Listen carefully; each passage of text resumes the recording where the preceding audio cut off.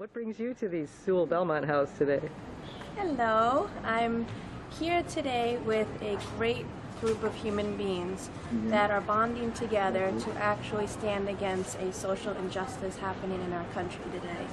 And it is very powerful to be among these individuals, and it is also very daunting to recognize how far we've come and how far we still yet have to go when women or children are not protected in this country, and abusers are not held accountable, and our courts turn into being abusers and actual molesters themselves by putting our children in harm's way. Thank you. If you could come and find a seat, there's plenty of room. We had quite a few cancellations, and so we are able to have more people who came yesterday. So welcome to our very first planning event.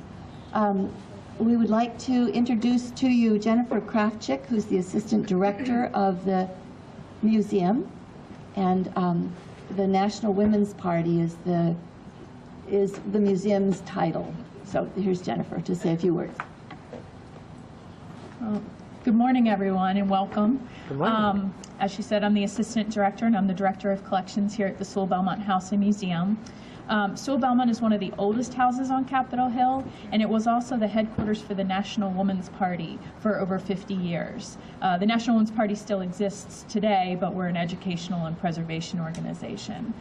If you all have a chance to go inside and take a look at the exhibits, I think you'll find them fascinating, and certainly our museum assistants are here to answer any questions that you might have. I believe our museum shop is open, perhaps, maybe, and so I encourage you all to go inside and take a look. I'm here all day, and I look forward to sort of being around to speak to all of you. So welcome again, and I hope you all have a great day. Thank you. Thank you.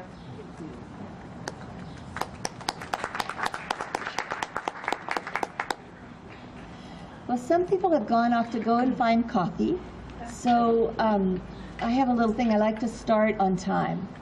So we'll just, when they get back, they'll get back. What we're doing today, I'm Connie Valentine, the coordinator of the event.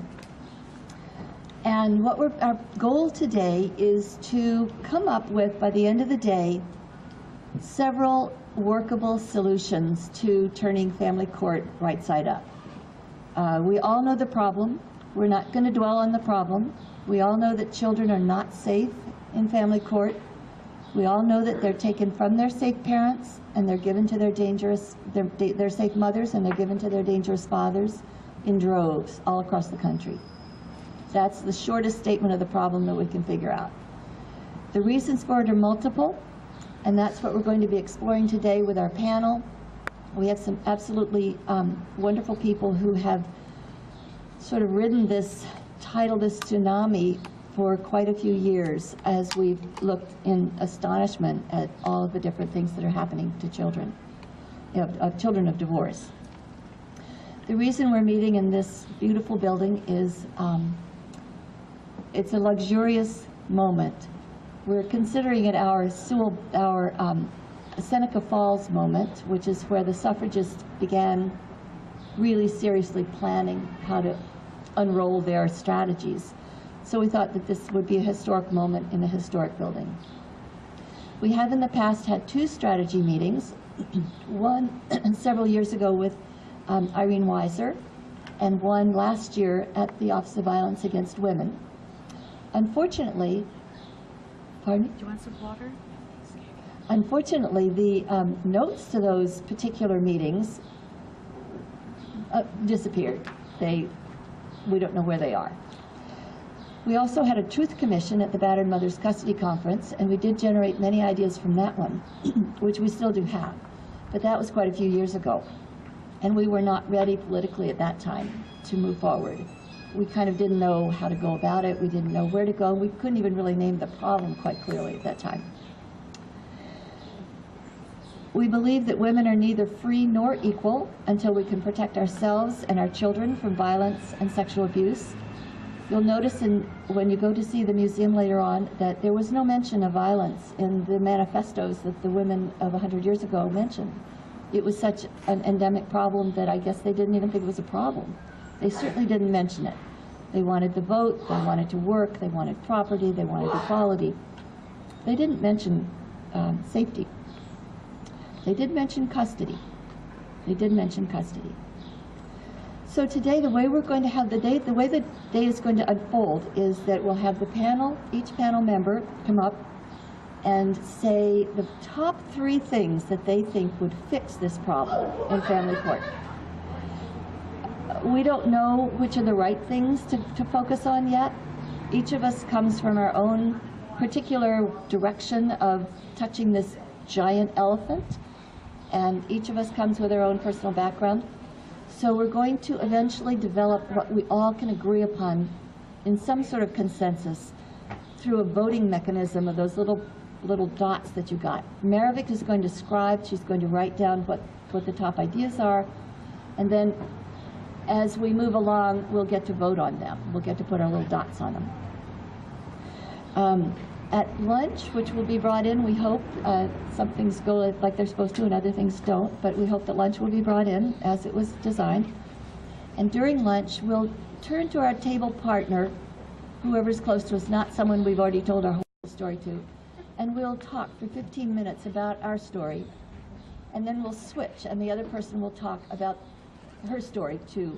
We'll just switch back and forth. So we'll have a synopsis of 15 minutes of our story. In the afternoon, Trelon Shorter from the National Coalition Against Domestic Violence is going to train us how to synopsize that story even more, to collapse it into what she calls an elevator speech. Because we have to be able to frame our story cogently but shortly. And then we have to frame it as a national problem rather than a personal state problem. So that's kind of an overview of what we're going to be doing today. And then later on in the afternoon, we'll announce what the next series of steps are going to be for the next couple days. So on that note, I will turn the microphone over to whichever panel member would like to begin. Joy, you got here first. Would you like to begin? So Joy will take about 10 or 15 minutes of her top 3 ideas and why. I got more than 3, so the first 3 I say. Keep going, Connie. Hi, everybody. I got a wonderful call last night. This is the call that everybody wants to get. One of my clients that I was working with since the little girl was 5, who was sent to live with her abuser and was given no contact with her mother for 3 years, and the mother slowly first got one evening and then got weekends, and finally got the little girl now at the age of 12 said, "Mom, would the court let me have a female therapist?" And then they had to have a custody evaluator determine whether it would be okay for the little girl to have a female therapist. And way after that evaluator decided yes, it would be okay, which took another 6 months. They got her a female therapist, and 10 sessions into it, all of the abuse came out, and she reported it to Protective Services, and the mother now has a temporary custody order. So it was from the age of 5 to the age of 12, and it's horrible to say that that's a success, because why should this little sweetheart have deserved 7 years of unrelenting abuse from her father? But that is, in our world, that is a success. And as many of you may know, through the Leadership Council and DV LEAP, we have a grant from the Office on Violence Against Women to do a study on what we term turned around cases. Turned around cases are cases like the one I just described, where a judge at first said that the child was not abused, the mother was an alienator, and forced the child to live with the abuser, and then a later judge turns that around. So I'm happy that now this case is number 28 on my list of cases. I'm hoping to do the analysis after we have 50. If any of you have cases, know of cases, give us your email, contact information. Alon Tellem is my research assistant. He's sitting over there. him the bravest male you'll ever meet, the only male in this room. He grew up with sisters, so he can handle it. Give him your name and an email address, and we'll contact you because we would like to get that information. So, the top 3, huh? Well, Connie, you make my life difficult. You can go on a little bit more. Okay, so to me, we need intervention at, I like to call it the Mississippi River, that has many, many tributaries, and when you get to a certain point, every body of water will flow into the Mississippi River, and the Mississippi River is custody with abusers. So at every different choice point, decision point, the gravity goes one way. So in order to reverse it, you have to have something targeted for every one of those little choice point tributaries where the water could go right or left. So I would like to just give a diversity of things, top, middle, and lower, just to see if we can target different aspects of the problem. So the highest level would be the federal level, would be legislation level, and I did have some proposed legislation that I had tried to pass around. Nothing really happened with it. The specifics of the legislation were to tie funding of the state child protection system to each of the state agencies putting certain language in their guidelines, and the language would involve not being allowed to use parental alienation, to refuse to investigate, or to refuse to substantiate child abuse allegations, and I had a list of other things. But I'm thinking that we need to go a step backwards even before the legislation itself, although I still am for that, and if we could get that, it's now too late for that CAPTA, if we could get it into the next round or into the Violence Against Women Act language, but something that ties the state funding to these rulings is what I had in mind. But I'm thinking before we can even do that, we need to have a federal awareness that this is a major problem. Now, we've gotten it through the Office of Violence Against Women, and I'm wondering if there could be a task force, a federal task force composed of maybe congressmen and senators that would include maybe people from the Department of Justice, include people from HHS, and they would be tasked with looking at this problem, hearing testimony, and developing legislative and other solutions. I feel like we can come up with the solutions, but until a high-level body has taken ownership of the problem, I'm worried that none of our solutions are going to be implemented or get to the right place at the right time. I don't know how to do that. Maybe some of you are much more political have much more political savvy than I do. I don't know how you get a commission like that, how you get a task force, what the different levels of task forces are. If we could maybe have one of our friendly senators or congressmen help us through the procedure of how we could get that done. I mean, I know there are individual Congress people who've heard about this and are concerned. So it seems like just them doing what we're doing would be a way to start it. So that would be my number one, if we could get a federal level task force commission or some working group to take some time to study and come up with solutions. Maybe that seems too bureaucratic, yet it seems to me that we are in a bureaucratic world and maybe have to do it that way. So that's number one. Number two is targeting the mental health professionals. And the way that I want to do that is through massive complaints through the boards of every state, paired with journalistic articles describing, 10 complaints went against this person for this. And then I'm hoping we get a journalist to then write about the fact that 6 or 7 states are having this problem. And now, there's a wonderful journalist. Her name is Mary Moe. I don't know if any of you have interacted with her. She's really, really committed to this cause. And she is willing to be that journalist, and we're thinking of having her post some of these articles on the Leadership Council website. She has been working for other media, but often they kill her stories about protective parents right before they get published.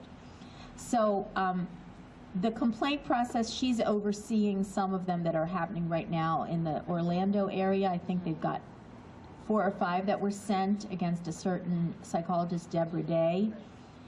and Deborah Day. Is anybody from that case here? No, I'm not from the case, but I know, but they've got about 10 complaints, and the board is investigating. I think only one has made it through to investigation, but there's so many unethical things. If you look at it, there's so much conflict of interest.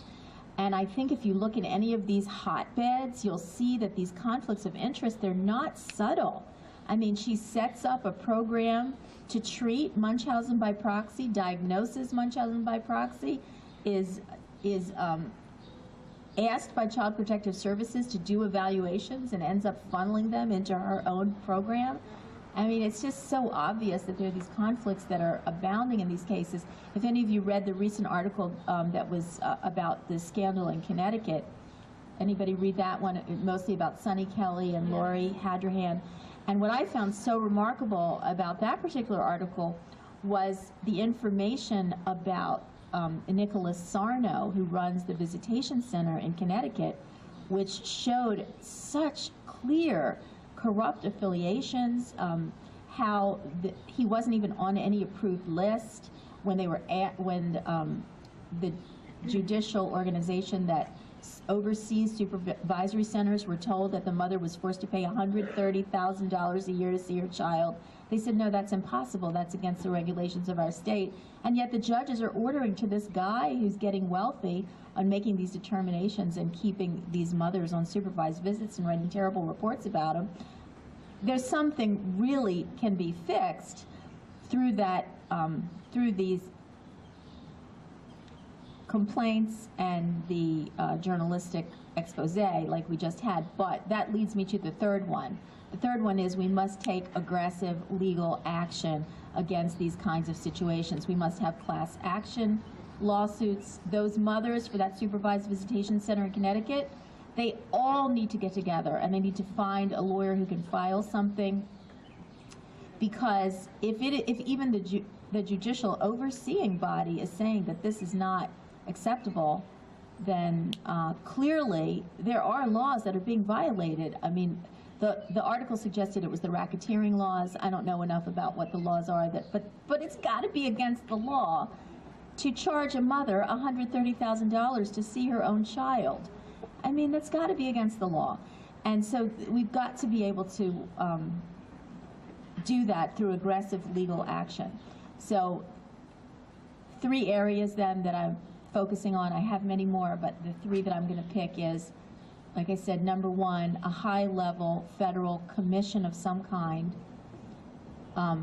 Then number 2, complaints accompanied by journalistic exposure of the psychologists that are doing unethical things, and some kind of lawsuits, class action, organized lawsuits against supervisory centers, against psychologists, against state courts, wherever there can be multiple filings. We have got to raise the level of awareness of what's happening and make it a public thing that everybody's talking about. And so those are my ideas, and yes. I have 2 comments about number 2. One is, how do you find out about who has complained to the Board of Psychology, right? Because those complaints aren't public. And 2, I just want to make a comment. The Board of Psychology really won't investigate if you are the non-custodial parent. And I mean, I've tried to take that route, and that's difficult.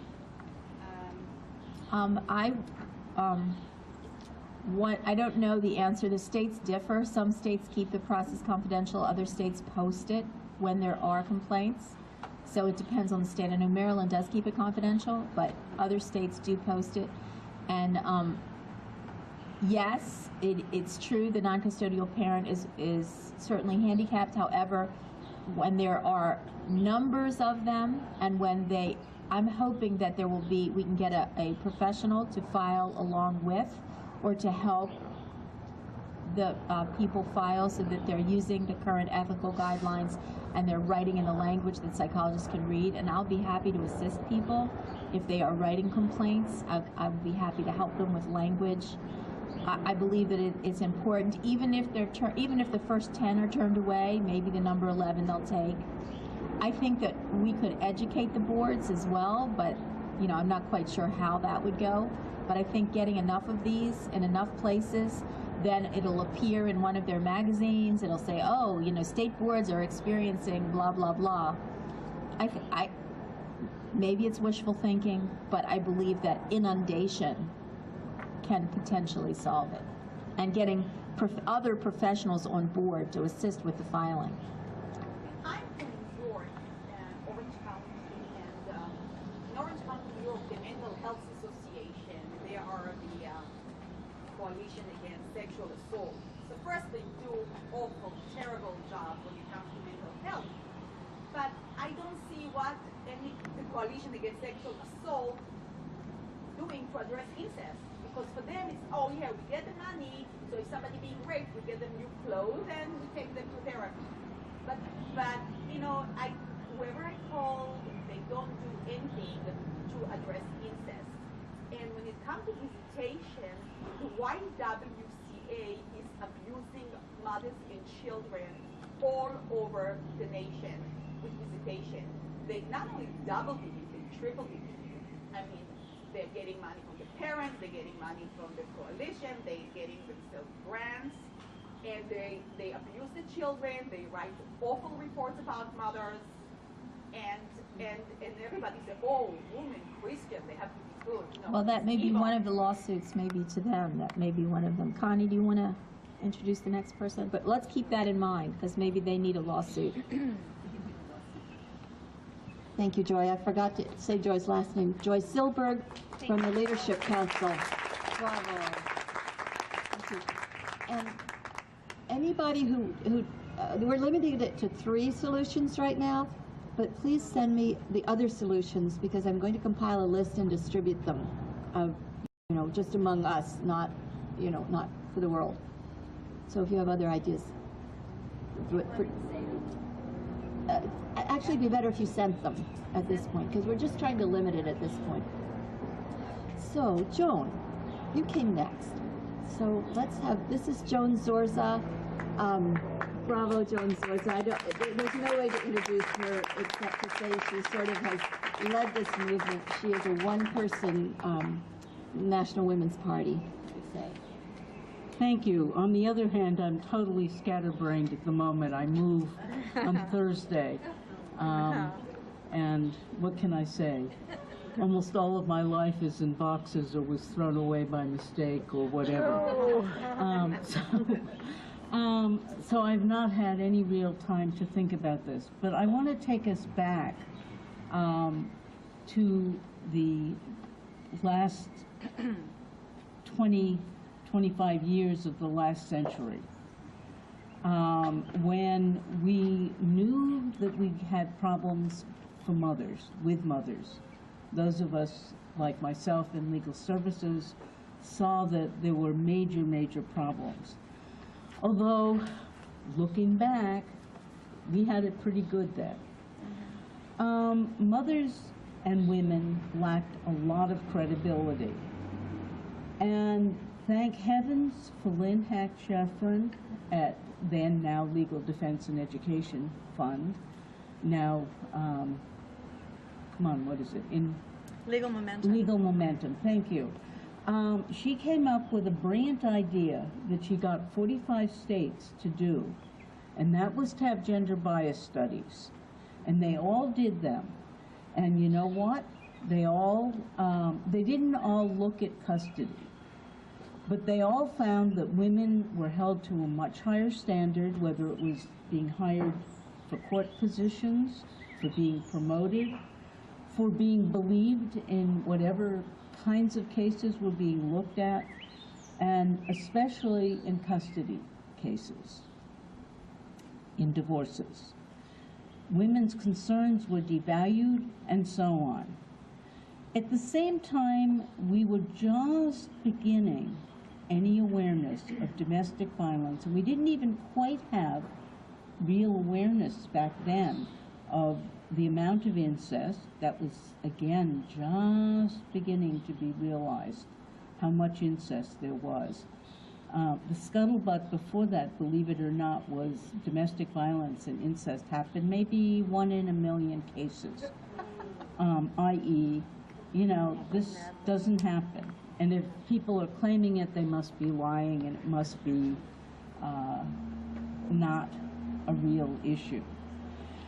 Well, we saw not only the gender bias studies, but the whole world and science and research and understanding and consciousness raising groups, and you name it, unfolding, propelling these issues to some real sense of understanding, credibility, and we were overjoyed, with reason.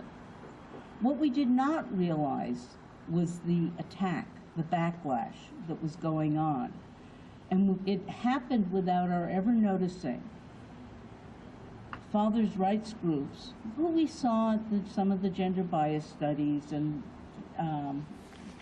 various other places, we knew they existed, but they were so fringe in those days and so lacking in credibility that people didn't worry about them.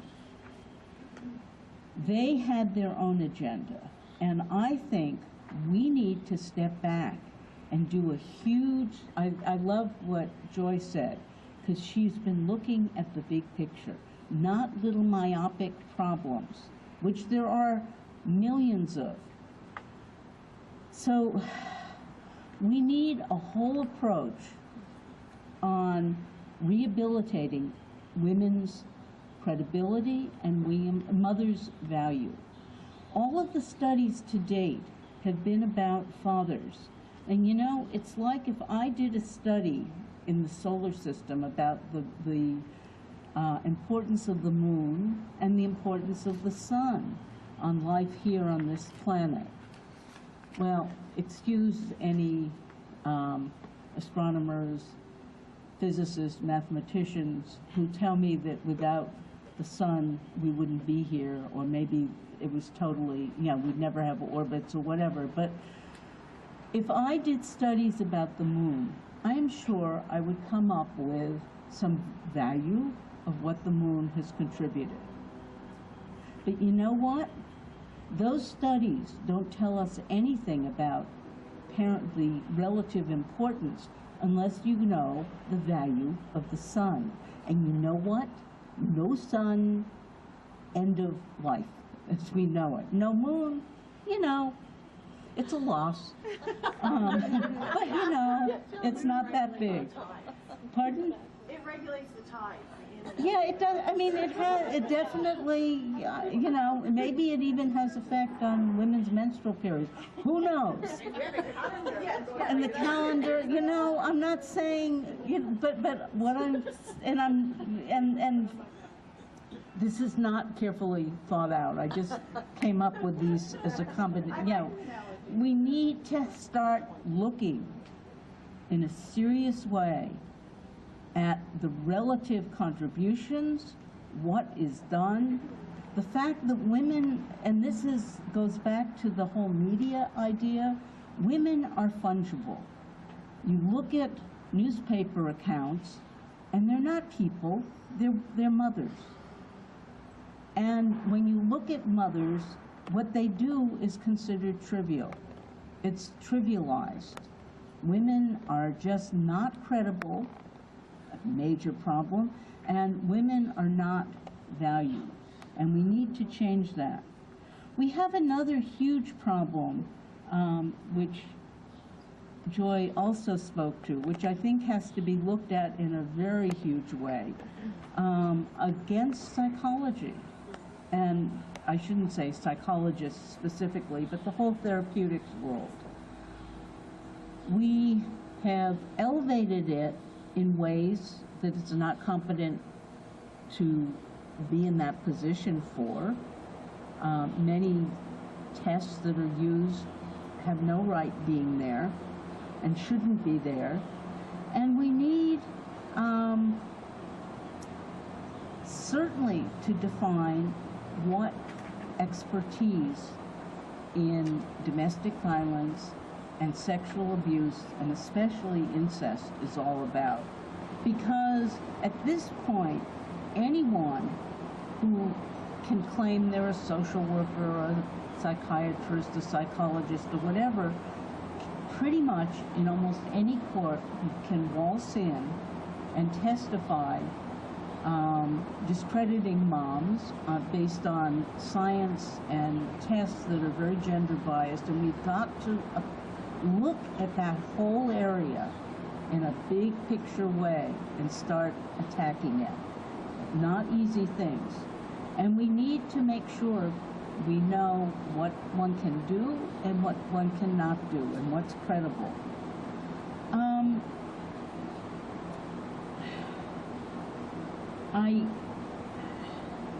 I think looking at the big picture, looking at the media, looking at the whole way we devalue women and motherhood is something we have to take on in a way that the Fathers' Rights movement has managed to do so successfully, sadly, in crediting men in ways that I'm not saying the studies, some of the studies that they cite are totally miscited. And that's also interesting, why people can pervert some of those results so easily. But why none of those studies are looking at the relative difference and what the importance of motherhood and mothers are. We don't have any studies about, for example, what happens to mothers in the service when they're sent away overseas versus fathers. We look at parents, which is, of course, a nameless way of really looking at fathers. Women are just invisible, and there's just so much to do. There is another problem that probably is not for this group, but I want to lay it out, and that is custody fights have become outrageously expensive. I know at the Battered Mothers Custody Conference, Geraldine Staley talked about studying some of the actual costs, and she found that and over time it's gone up, that the average contested custody case costs a battered mother, and first it was $85,000 and now it's essentially up to $100,000 to do. And about a third of that seems to be on the therapeutic justice aspects, whether it's the parent coordinator, the guardians ad litem, the expert witness, whatever. It has gone up astronomically. And so almost all women are going to court unrepresented, even if they start out with lawyers. That's The right. U.S. Supreme Court last June came out with a decision that got almost no notice and was only noticed in the one little area, which ironically is father-oriented, called Turner versus Rogers. And what it was looking at is whether men have to be represented in child support hearings. Now, they did something interesting. They obviously looked at the price tag and flipped out and realized they couldn't compel states in this era of budget deficits to provide lawyers. But they said due process requires that there be adequate looking into whether the father has an ability to pay, whether he understands various requirements, whether this was knowing, and so on. And they can't just look at, did the payments come in? They didn't, goodbye, off to jail, or whatever, which is what happened in that case. I think we have not noticed this case. This case says as much about what should be being done for women. Always when women go into courts and ask for help, in most courts, the clerks of the court say, I can't do that. That's unauthorized practice of law. The judge will say, I can't help you out. That would be taking sides and be unauthorized, blah, blah, blah, blah, and a violation of ethical canons. Well, you know what? Turner versus Rogers says, the court has an obligation to make sure there is fairness. And that obligation can be met in many ways. The clerks can do assisting. The judge can ask questions to find out. We need to be looking at that, and that is something, I'm not sure it is quite the agenda that this group should be taking on, but it is something we need to be looking at people who can take this on or with for us if we can't do it ourselves. Yes. I just saw that online the other day because what I'm doing is they are, my case, this is my daughter, but my case went all the way through, and now all of us are disabled. What they're doing now is I'm suing the GAL, which was my son's attorney, and also the doctor, the psychologist that did this. So I've gone through the Superior Court. What they're charging me is practicing law without a license. So I go on and I'm Googling because somebody else told me how to look at this, and I did. And it, through the state of Rhode Island, through the court child support, the man can download all the forms to represent himself. There's guidelines on all of the child support and everything. When I went through it, I got these little pieces of paper through the clerk, and that was 6 years ago. But they can represent themselves, so if you girls go on, you'll see all of on the state child support through the judicial system, and then you can see, you go child support, and the men that are coming out of jail is called ATR program, federal, funded by the federal government, and it goes to the states. They Right. can help the men do all of this, or that is. Right. The system has always bent over backwards, much more for men. Do you have email? How do we get the courts to help mothers in non-support cases? All of the assistance is for fathers. Anyway, his name is, it's Richard, R-I-C-H-A-R-D, at Zorza, Z-O-R-Z-A, which is our last name, .net, N-E-T. Well, what I'm doing is I'm filing 2 complaints at the federal level. So, because my daughter and my son have this. And also we helped start the California Safe Child Coalition together and have been working towards this national idea. And that time has come. And as so many of the expert panelists have said, one of the things we need to do is really be focused on our message. And I think the one thing I would really like to add is that may have not been maybe gelled into this particular message that I'm thinking about is that we really need to build coalitions. We need to increase our political power, because when we do that, what we really need to do is make sure that our issue becomes other people's issue. So for example, Barry said the whole thing about the medical professionals that are doing the studies. The American Medical Association, one of the top lobbying groups here in DC, their issue needs to be our issue. So we need to do it, attack it from the angle that they're worried about, which is the medical costs of domestic violence. So the American Psychology Association, our issue needs to be their issue. So we really need to keep building those types of coalitions with other groups. Some may be unlikely, for example, you know, like Jewish Women International has been doing a whole thing on domestic violence. You know, at first we thought, oh, why are they doing that? We don't have anything related to that. So then DV became their issue. Okay, so some of the stuff they're doing better than some of the domestic violence programs are doing. So let's keep building that momentum that our issue becomes other people's issues and getting more allies on board. So in that vein, we are very fortunate. I know I've talked to some folks that we always feel like we don't have enough power when we come to DC, because we elected a lot of these officials, and that one of the ways to do that is to really, for them to get to know you, as Rita said, on first name basis. So the two things that happen is you have to give money to their campaign, or you need to deliver votes in their community, or you pester them enough or hound them enough like I do. So, or get them so pissed off as Rita does that they really remember you. So the key thing is to, you know, we stalk these folks as Connie and I do at the legislature or in Congress, but to really make sure that they do get to know you. So in that vein, tomorrow is the Congressional unveiling of Asian Pacific American Heritage Month.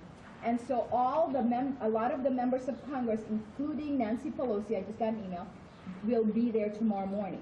So tomorrow morning we can go to the U.S., if everyone could please write the address, and at the U.S.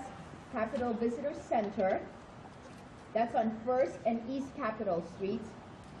Registration will begin to let people in at 8:30. I also sent the head of the Congressional Asian Pacific American Caucus is a congressional member from California, who is Judy Chu, and she and I worked on a DV legislation together actually in California. So I sent in word that we're gonna be at the event tomorrow. I called her office, and so let's all be there tomorrow morning, and then work the room basically, and start meeting people, and I actually give them some of our handouts. So that's happening tomorrow, beginning at 8:30. The official program begins at 9:30. It's from 9:30 to 11:30. It's the Congressional Auditorium at the U.S. Capitol Visitor Center. So once you get into the U.S. Capitol Visitor Center, there'll be folks there.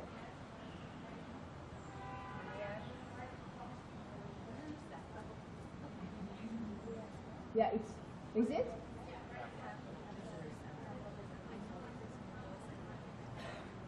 Right, it's a separate building by itself. Is it near here?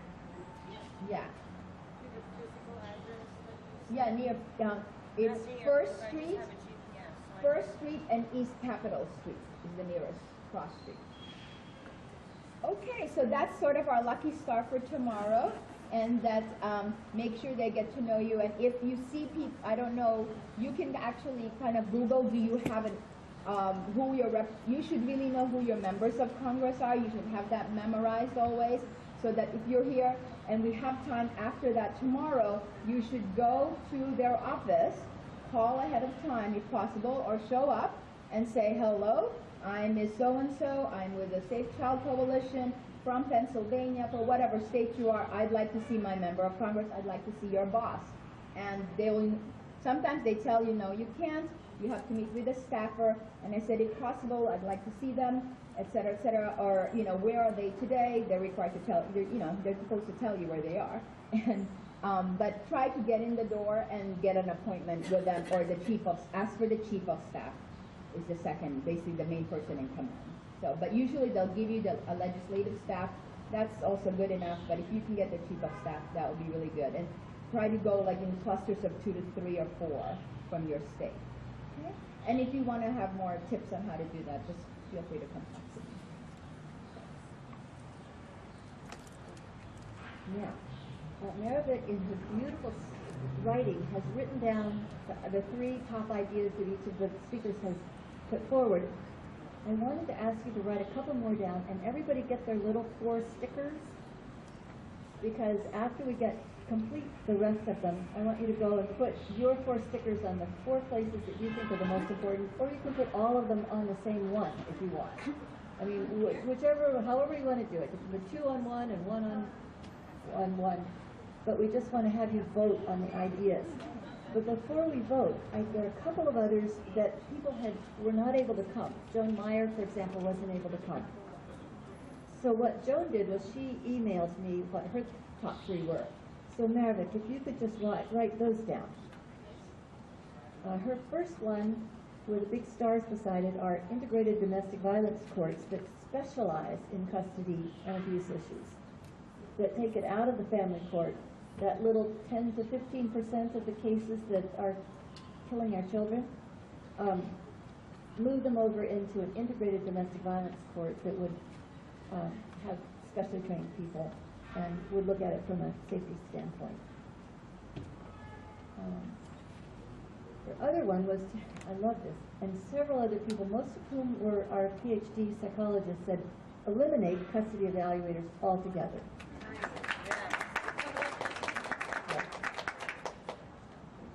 That came also from Linda Bernard, who's a PhD in California, who said, I said, what are your 3 top ideas? She said, well, the first 3 are get rid of all custody evaluators. That was the first 3. So And then Joan Meyer's third one was that all the guardians ad litem and the attorneys for the minor must only represent the child, not their best interest. So that they would have the standard duty and care of the child. And Maryland has that particular law in place. Represent the child. They just represent the child.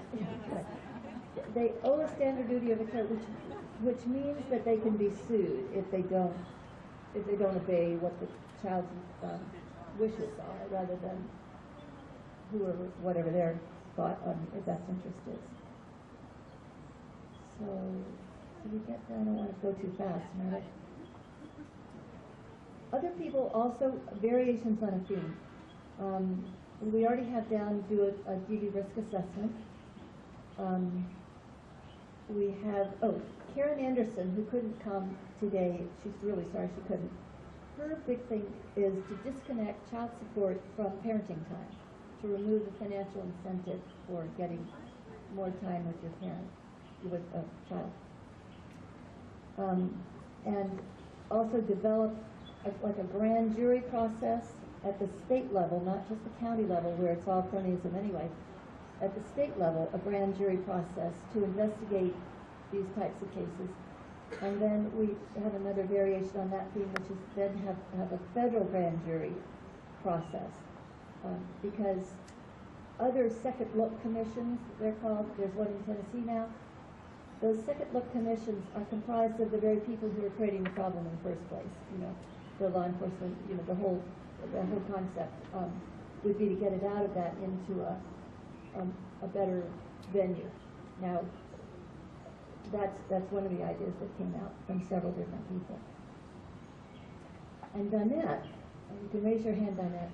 Donette came up with a variation on that theme also, which is to have a nonprofit that will take our cases, that the mothers would input the cases into a website.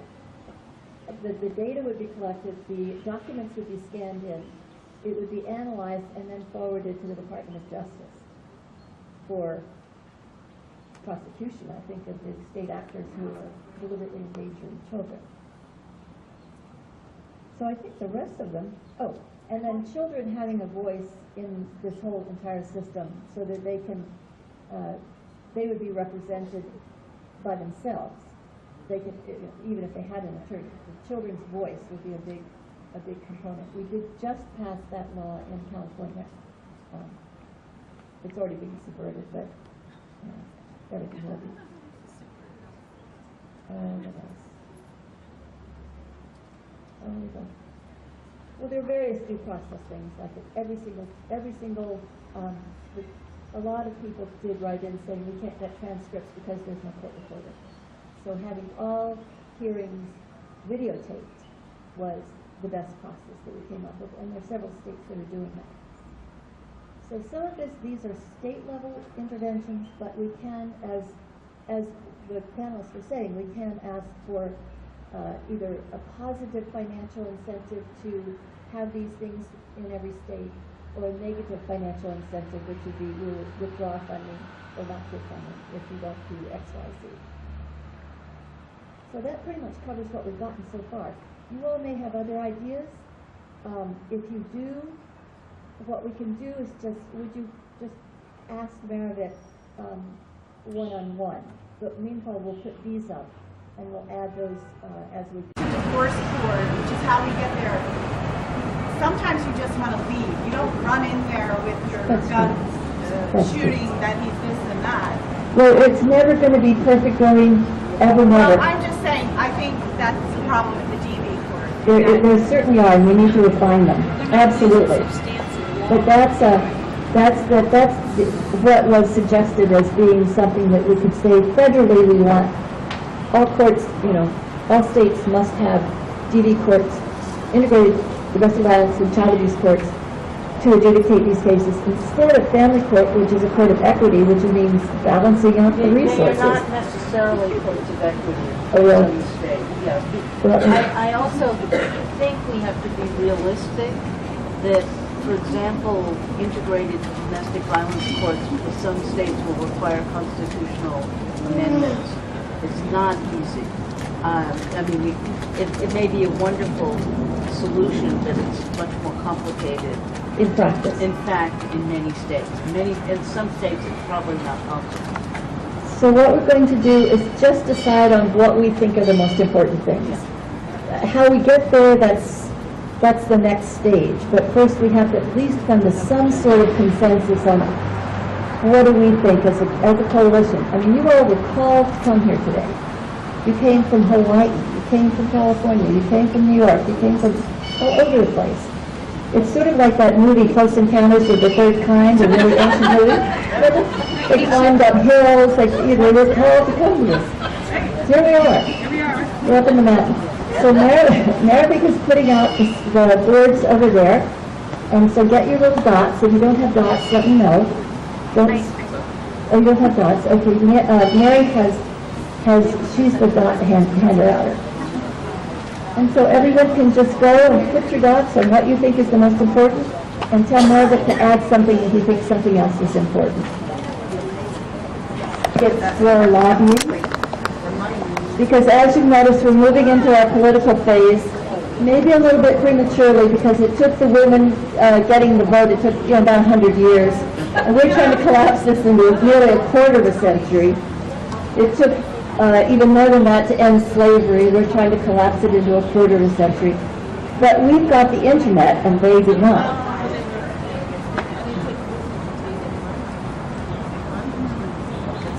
Good point, Connie. Florence Schroeder is the National Coalition on Domestic Violence against Domestic Violence. She is their lobbyist.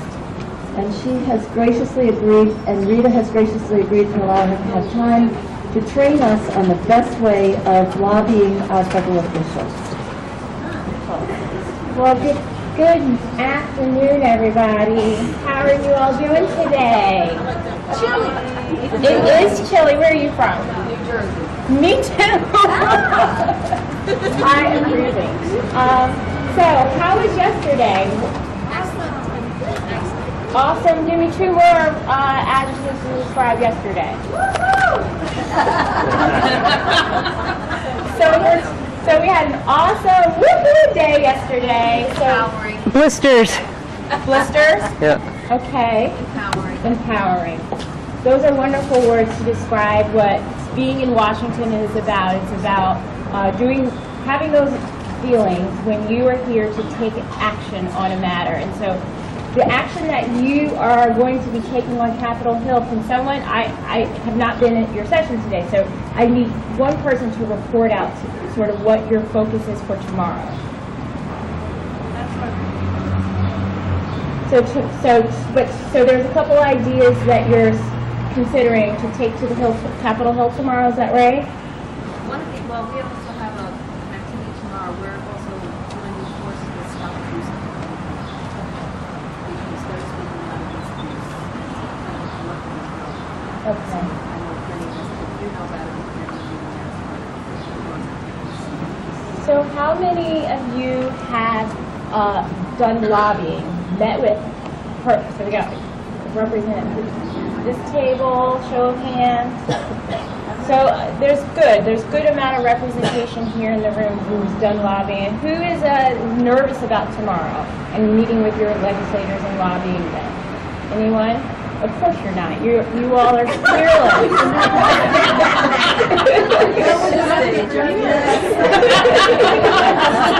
They feed the lion's den.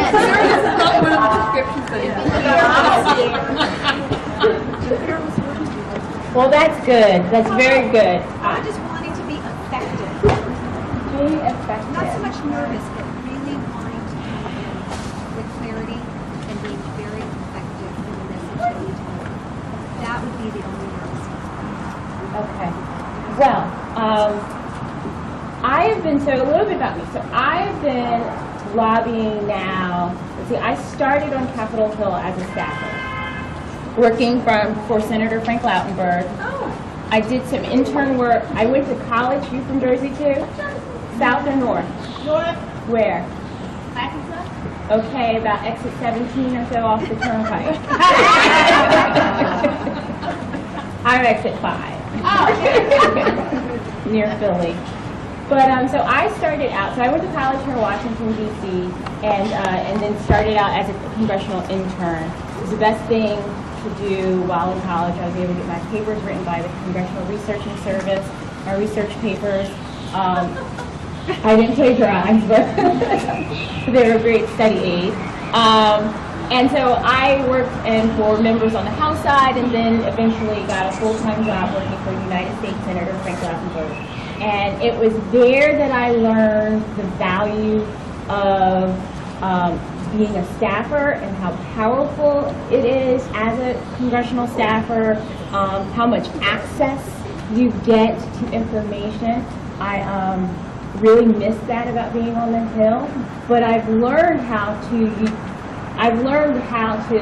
the key to being very successful in advocacy is knowing how to access information and who to share that information with, and knowing the rules of engagement. So what I would like to do today is there's a lot I can talk to you about, and that each of you have a packet of materials that that I passed around. You have in your packet a PowerPoint on what is effective advocacy, and then in there also you have a tip sheet on how to meet with your lawmakers, and then do's and don'ts on what to say, and then a map of Capitol Hill. So I'm just gonna, for those of you in the room who are, we need one more? Yes, we need one more. Here at the table, we need one more. One more. It looks like I might be all, if they're extras, is there? We need one here too. You need one. We need two here. We need several here.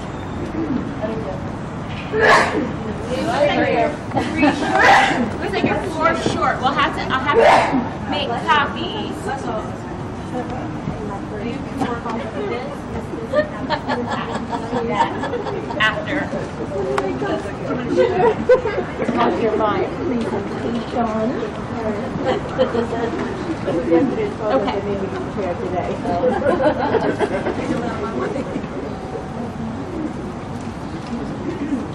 So I'll go through the presentation on what is effective advocacy, just for those who may want a little bit of some background information on it, and those who are my veterans in the room can sort of help support me, okay? So what is advocacy? So by a show of hands, how many of you, which I think everyone's going to say that they did just because of yesterday, but how many of you have participated in a rally? Testified before a governing board? Has anyone run for office?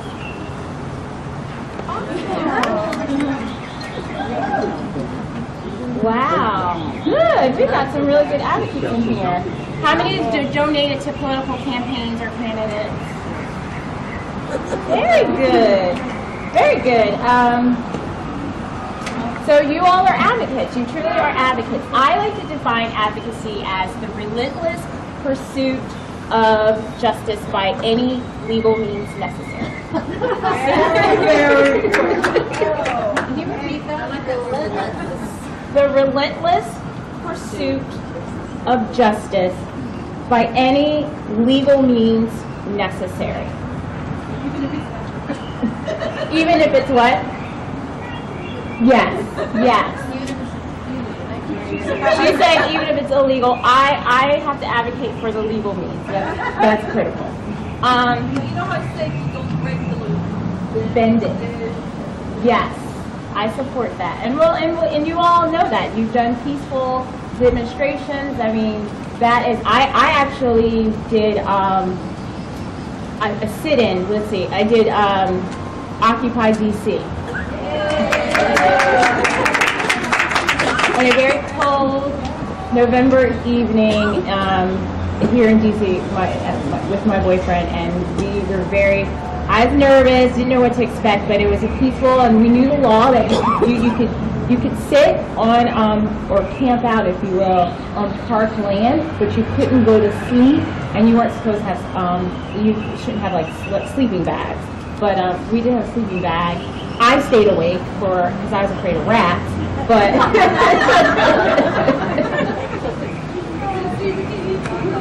He fell asleep. But yeah, so bending the rules, definitely. And so I stress legal because with the emergence of the recent events, like you got Occupy DC, you've got Occupy Wall Street, you've got all these movements.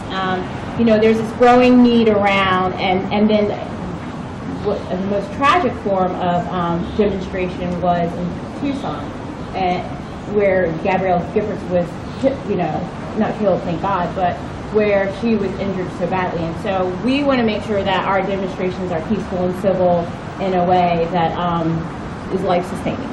And so, but going back to the definition of advocacy, if you notice, it's a verb.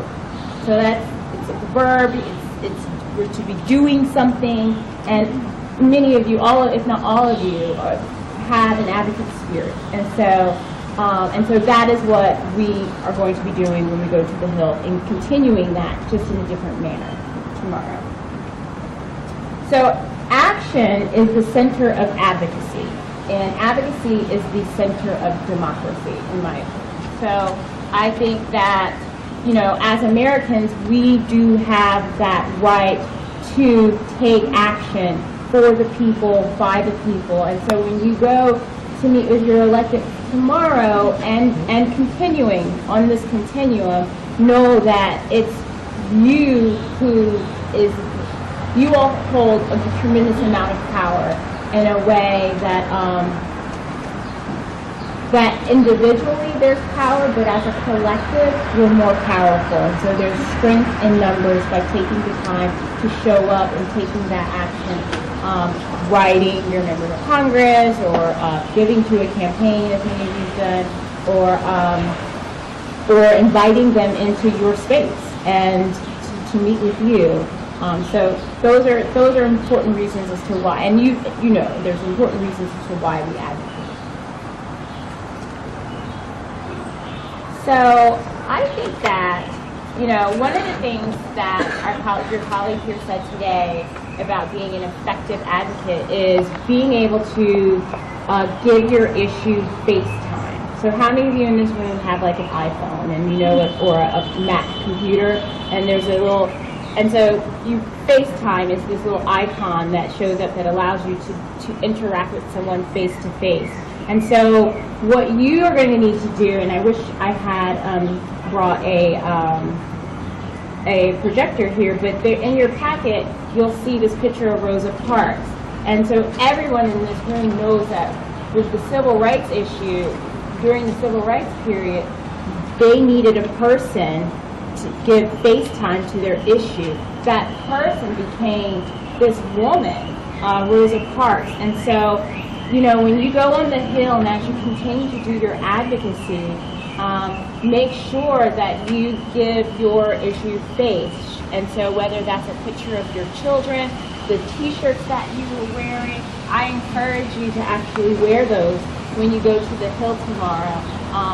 And again, one person wearing it is a statement, but the collective wearing it shows unity and draws a much bigger picture for lawmakers. As a former staffer, you are always intrigued by who's on the Hill, and sometimes many organizations either have, and they distinguish themselves by wearing t-shirts, whether it's a certain color or their tote bags are all unified, but showing up wearing the same type of shirt or similar messaging all helps to add face time to your issue.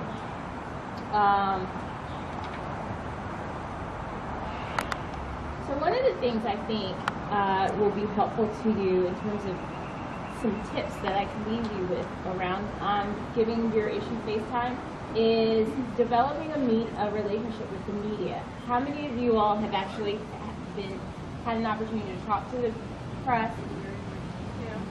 So that's good. So that's very good. So continuing, keeping the media informed on what's going on, sharing that if you have a regular communications that you send out, make sure that they're a part of that.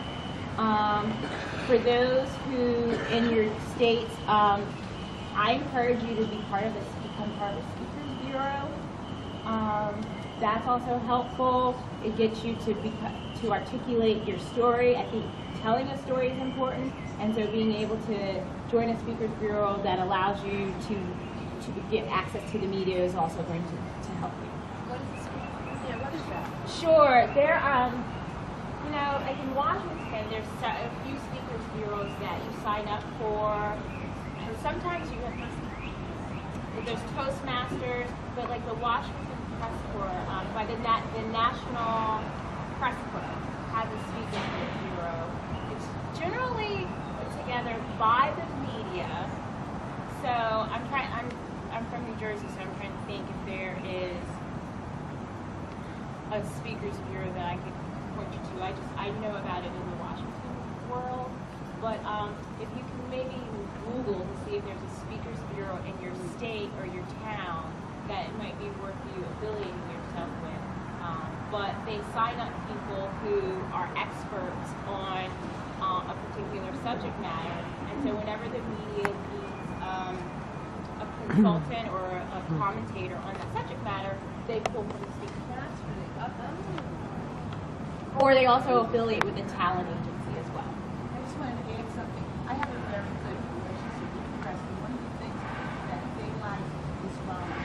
And I could go into more detail about, but one of the things that we're doing Friday is we're having an education carriage, in front of the courthouse in Patterson, for one of the Street, 12 o'clock. If you would like to come, we would like, we don't have to plan it, but we do it every year. They really see me.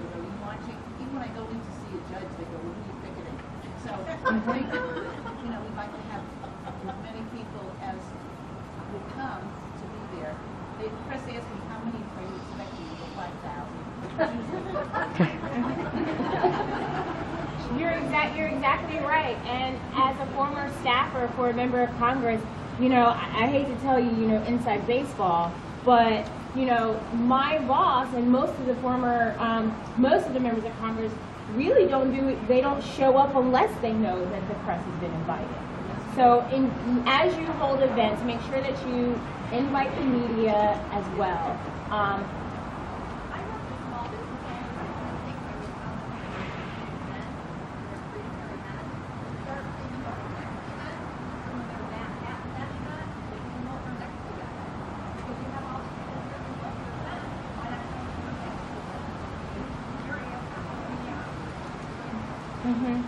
That's very true. So I think that the fact that each of you has, we're going to take some time to hear your powerful stories, but because you have a very powerful story that can cause the staffer to speak to their boss about creating policy, you should get in the habit of making sure that your stories have face time and that are published in various mediums.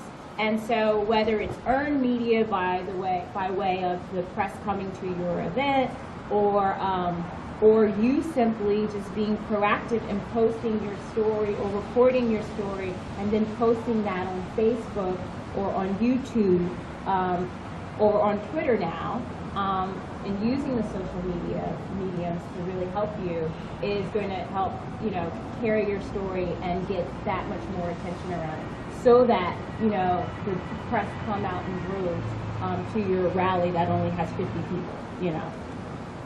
So effective advocacy is about amplifying your message and saying it loud.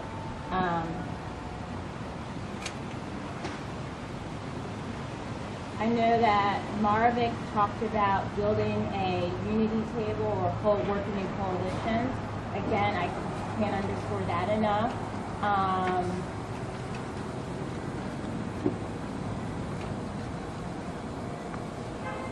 I want to talk also about, when you think effective advocacy, most people don't think of science or physics, but I can make an analogy there that using Newton's laws of motion. And in order to be an effective advocate, you must understand Newton's 3 laws on motion, which are an object at rest tends to stay at rest, an object in motion tends to stay in motion, and for every action there is an equal and opposite reaction. So how do the Newton's laws of physics apply to advocacy? And here's how. So number one, the concept of inertia. Newton's law states every object or body continues to be in a state of rest or of motion unless acted upon by external or unbalanced force. So in advocacy world, that means that voters are naturally apathetic until something comes along and forces them to become engaged. And unless you're like me, who just came out only loving politics, most people are not compelled to stand up and fight back. But those of you in this room are here because you are. And so, what is your story? And so you want to be able to use the external forces, so your stories that drove you here to Washington, to talk about why we need policies around the judicial court system, why we need oversight hearings to keep people accountable. People need to hear that, and you need to constantly be in motion telling your story. For others, that external force was in 2008, where the presidential, you had a choice between a really good president and not a really good president option, and people made a decision. Regardless of what side you sit on, what team you rooted for in the past, what side you wanted to participate in the political process, stay involved, use your stories as that driving force, and keep it legal. Your job as advocates will be to energize, it will be to galvanize and to mobilize the outside world. Newton's second law, which says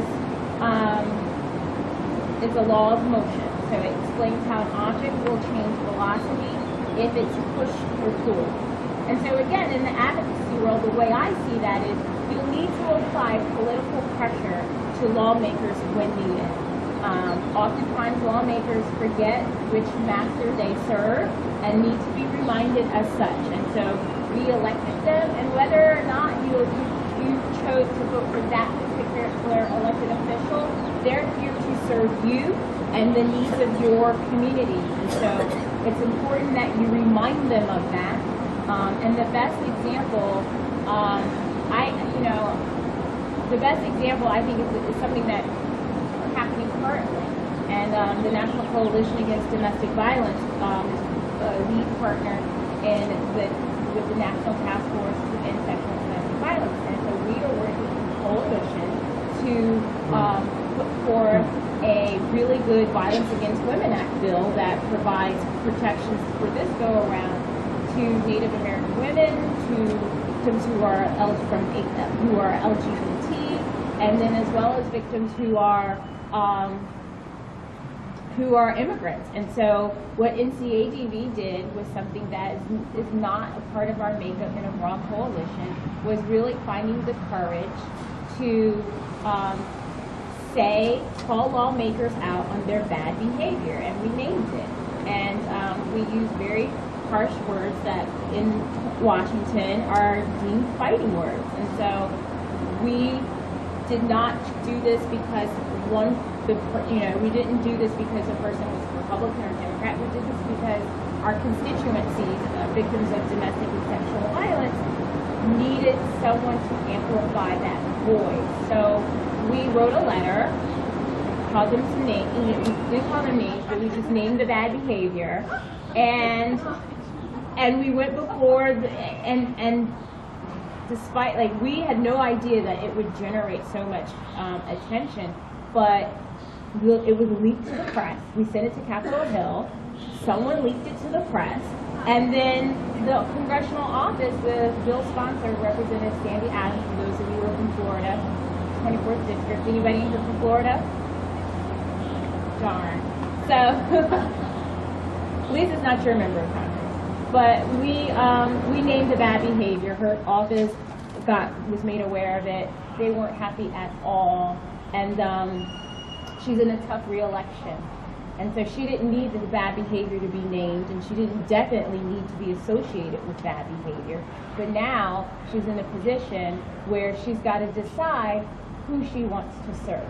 Does she want to serve her leadership in the House of Representatives who doesn't vote for her? Or does she want to serve a constituency who are victims from many of the most vulnerable populations? Does she want to be on the right side of that service? And so we named the bad behavior, and we're holding people accountable. And so it takes courage to do that. And I know the reason why you're here in Washington is because you have the courage to stand up for what you believe in, and so you all have the courage to keep these people accountable. And so, you know, continue in that bravery and being the champion. And it's uncomfortable at first, but you can go to bed at night knowing that you did the right thing. Mm-hmm.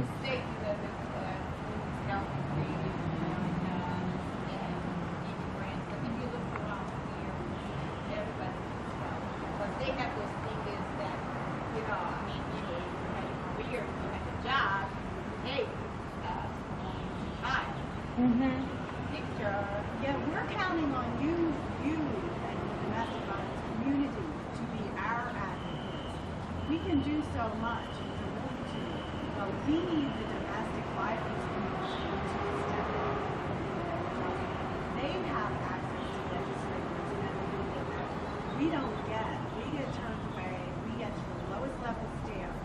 Domestic violence coalitions, and I know Pennsylvania's, they're the ones that have the access, and they're not doing it. And I need you to go back to them and say they need to step up to the plate also. Or they are betraying women, or they go and represent men also now. They're betraying us, and they should stop taking federal money if they don't want these other girls. That's, and before I get to you too, I want to let you know, so when we talk about advocacy, so it's a very important point in that you're not just advocating with elected officials either. It's about, and as Merrick said, working in coalition, you gotta, beat that drum in the, using a Martin Luther King type of analogy, but you have to be that pulse around just the people that represent you. So whether it is elected officials, whether it is the coalitions in your states that have that access. I do think that you through this organization and the association here, can rise to the same level of the advocates of the domestic violence and sexual assault. And you're right, but I think that what needs to happen then is they need to be reminded that they're called frequently. I know a number of people who call them. They always belittle the women, they invalidate their experience, and they basically carry on. I've been in legislative sessions, and I've seen them. And well, they are the advocates. They are my state advocates. We're well aware of that. We're all really aware of that. Well, you can tell me that they're helping. We're well aware of that. May I add something? Every person here can be a member of your state domestic violence coalition. I don't have money as an individual member. And not everybody can. They've got copy machines. They won't even allow you to use their copy machines. Yeah, we're all aware that in various places there's some deficits, and so we're learning now to be. I have been told by them that they will not give me legal advice, even though they have a career. They give legal advice to lawyers and things on domestic violence.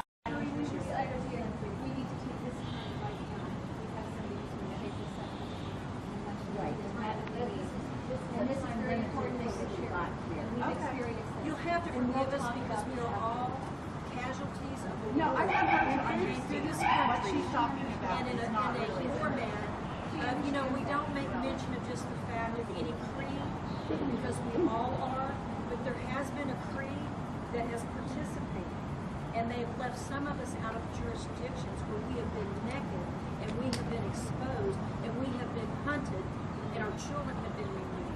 Now, you take any wild animal in the woods, and I say this with grace, loving grace, and you take that child away from somebody and you're denying your constitutional rights, and you're a good mother, and you were 42 years old when you had that child, you almost died giving birth to that child, they took that child because of their inheritance, because of this land and what we have. And this is what I say. And I'm not blaming anybody, but this is how come you have a stench with the mothers that are hurting. Yeah, and that's why I'm here. I can't make them behave differently. All I can do is tell you that I believe it's their job. And I'm their national leader. And they may or may not agree with me. But I can tell you that I believe it's their job as a local domestic violence program and as a state coalition to help you do what you need to do to protect yourself and your children, however long that takes. And I'll keep saying that out loud wherever I can say it, hoping that some of them will start to come along. It's not going to help you, but it may help the other mothers who are coming behind you, because they're coming behind you every day through those family court rooms. So all I can do is keep saying it over, just like I told you, keep saying the truth over and over and over again. I'm calling them to their better half. And I'm hoping that some of them will start to meet that. And I'm sorry that it's a place where you can't look for help right now. But I realize that. I don't disagree with you. I'm doing. You're sitting here telling me what I need to do, get to the meeting and be a speaker. That can be done with their help, but it's not. And it can be done without their help. That's the piece, is that it can be done without them. We don't have to wait for them to come along. Doreen, we don't have to wait for them. We can carry the banner. Amazing amount on my own. I agree. Absolutely. Imagine what we could have. Yes, I agree. If we could, it would be there quicker if we had them all on board. They're not on board. I ain't waiting for them. I am not waiting for them. I'm not waiting for it either, but you represent the community, and I think you need to hear it. You need to be held accountable. That's why I'm here. I'm here to hear it, and I'm here to take it back to them and say we are not doing our job. Well, thank you. And that's all I can do. Call me, and you know who they are. They're not doing their job. Exactly. Well, that's something that in the state of Pennsylvania, they have the capacity. And I respect that. You will get in touch with me, and one of them will get in touch with me on behalf of the state.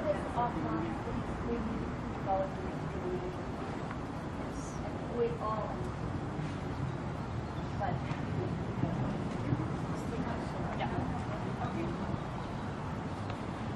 But it's that kind of emotion that is needed to propel this forward. So we've got to work collectively to redirect that, and it's necessary to get us to where we need to go.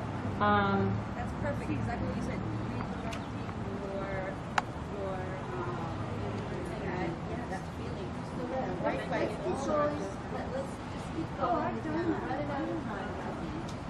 The other thing I think is important, and I think it's on the same vein, is knowing who your opposition is. And so that for every force there is, so back to Newton's law on motion, is that, to Newton's laws on physics, is that for every reaction, for every force there is a reactionary force that is equal in size, but opposite in direction. So that's to say that whenever an object pushes up against an object, it gets pushed back in the opposite direction, equally hard. And so to that end, you need to know who you're working up against. And, you know, and clearly we know that opposition can take many different forms. So they can look like us, they cannot look like us. So you need to study, know who your opposition is, and be prepared to have, you need to be prepared to have rebuttals to then their arguments.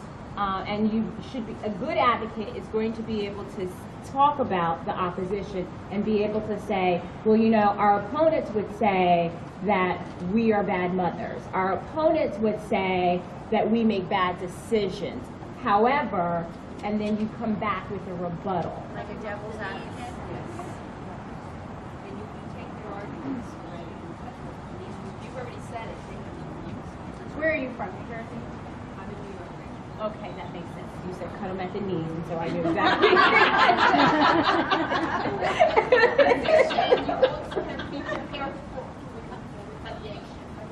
Yes, and you know, she's going to be that voice in this room that bends the laws. What I did not want to say anymore. What I was hearing was that you need to make sure that they know that there is a consequence to not siding with us on that position. And again, your lawmakers need to, like I said, they are pulled between good and evil forces, right? Every day. They're pulled between people who have money and people who don't have money. We get those dynamics, but I can tell people you can be effective without necessarily giving to campaign, but you have to be that voice, and you have to constantly, in the words of Frederick Douglass, agitate, agitate, and agitate. So that's stuff things that you can do without having to spend your money by giving to their campaign. So know your opposition, and so you just have to stay informed on what your opposition is saying. You know, again, going back to the broad coalition of partners, one of the things that I have grown to like about working in coalition is that it's a way to effectively share resources. So there may be someone in the coalition that has, you know, access to a listserv. There's another person in that coalition who has access, who can be the megaphone, if you will. Someone else may have intelligence, and so you share your resources in a way that is effective. Another in your packet, I talk about minding your P's. You know, your mom told you years ago, you as mothers have told your children, I'm sure, mind your P's and Q's. And so in advocacy, I think it's important to mind your P's. And I would talk to you about sort of what those P's stand for. In advocacy, it's important to know the players of the game. So know those players, play by the rules, and know the right questions to ask. You want to follow the paper trail. So paper trail, I mean, that can mean a lot. Like I'm a lobbyist, so I do follow paper trails, like who gives to campaigns by way of opensecrets.org. But you just want to know sort of their position on things. They, meaning lawmakers. You want to know, are they up, going back to what I was talking about with VAWA, the Violence Against Women Act reauthorization? Well, we know one of the reasons why we were able to, I don't want to use a word, reason why we were able to identify Representative Adams as our target, and why she became a really good target for us, actually, was we did our research. We knew who she was. She's a player. She's a newly elected congressperson from Florida. She's up for she's again in a tight re-election campaign, and she needs advocates. She needs people to support her. And if she wants to keep her job, she would want to, make sure that she's on the right side of an issue. And so we just knew that information about her. It was easier to pinpoint, make her that poster child, as opposed to going after leadership. And so Sandy now is she's functioning now in a position of weakness. And so we hope that as we agitate, that she decides that she's better, that maybe we can bring her back over to the middle and work with us in putting forth a bill that is going to be more beneficial to victims. The other things that you should know about in terms of following the paper trail, it's like Visa with your lawmakers. Think of them like in the way that the Visa logo came up. their slogan that they came up with. It's like everywhere you want to be. So you want to be where the power is. So you want to, ways that you can be engaged and make sure, and I need someone to report back to Doreen about ways that she can be engaged and serving on the boards and commissions in your states, in your towns. If there's a victims' rights board or a children's advocacy board, that's where you want to be. You want to be at the table if you are not. Our friend back there has said, I'm not only going to be everywhere, I want to become the power, and so I'm going to run for office. And so those are things that you can do. You want to, if you can't get Muhammad to the mountain, then bring the mountain to Muhammad. So, if you can't get your member, whether it's at the local level or state level or federal level even, if you can't get them to come to your hometown and to your chapter meetings of sorts, then you then come to them. And there's lots of places where you can get to them. You get to them here in Washington, you can stand out in front of the White House and do the round. So you all know how to get to Muhammad. The other thing that I said, like back when my experience working on Capitol Hill, and how the squeaky engine gets the oil, the squeaky wheel gets the oil, is you want to sort of become the expert. And I think that's by becoming an expert and sharing them that knowledge, and you make yourself an invaluable resource. And so I know that when I work on Capitol Hill, I then become to rely on people who are constantly feeding me stuff, and they may or may not be, the industry's expert, but because they're accessible to me and they frequently share information with me, I then rely on them, and it builds a relationship of trust. And then that is, and you'll be surprised. For example, we saw how this played out. Even our work around the Violence Against Women Act, we've been sharing information with congressional offices, and in turn they have been reaching out to us, asking before they go on the news to talk about it. So we saw that most recently this past Friday when Representative Sheila Jackson Lee from Texas. Is there anybody here from Texas? Well, she ended up reaching out to us and asking us, what could she say? And so we provided her with the appropriate talking points, and she read right from our list and did a phenomenal job. So that's also a way to make yourself an invaluable asset. And then I think the other thing is about being an effective advocacy, and all of this is really stuff for long-term use, but you want to stay in touch. So you build these relationships, you know who the players are, you get close to their power, and in those powerful rooms, or but you want to, when you meet these people, then you want to, like I said, build that relationship, and you want to stay in touch. And so that's going to be critical to making yourself, an invaluable asset and a valuable resource. And I think that it goes, so tomorrow when you go to the Hill, you want to, I have my do's and don'ts. I'm going to borrow Doreen.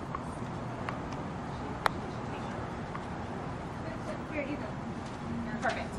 So when you go on the Hill tomorrow, what you're going to need to be prepared for, a couple of things.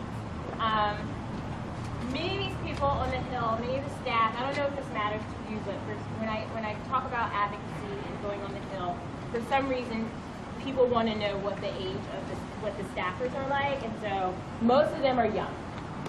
So I don't know if that matters to you. It doesn't matter, right? But they're young. They on the House side. Are you going meeting with your members of Congress, House and Senate, or just both sides? Or okay. So the House is like the people's chamber. Like how many you all have met with your members of the House of Representatives before, right? Okay. So the House is it's a faster paced environment. It's to me it's sort of like fraternity, sorority like. And so what you'll find is so many of them, they don't have office space to accommodate your meetings. And so do you know how many people will be in your meetings? a group of 4 or 5. So you should be prepared to, one of two things will happen. You'll either do the meeting inside the office, but because your group is pretty big for the house, you probably will do your meetings in the hallway, standing up outside of the office. So be prepared for that. Sometimes I know when I first started, when I first started doing lobbying and coming from the Senate, where you had large conference room space and really nice tables, and you could sit down and pull out your stuff.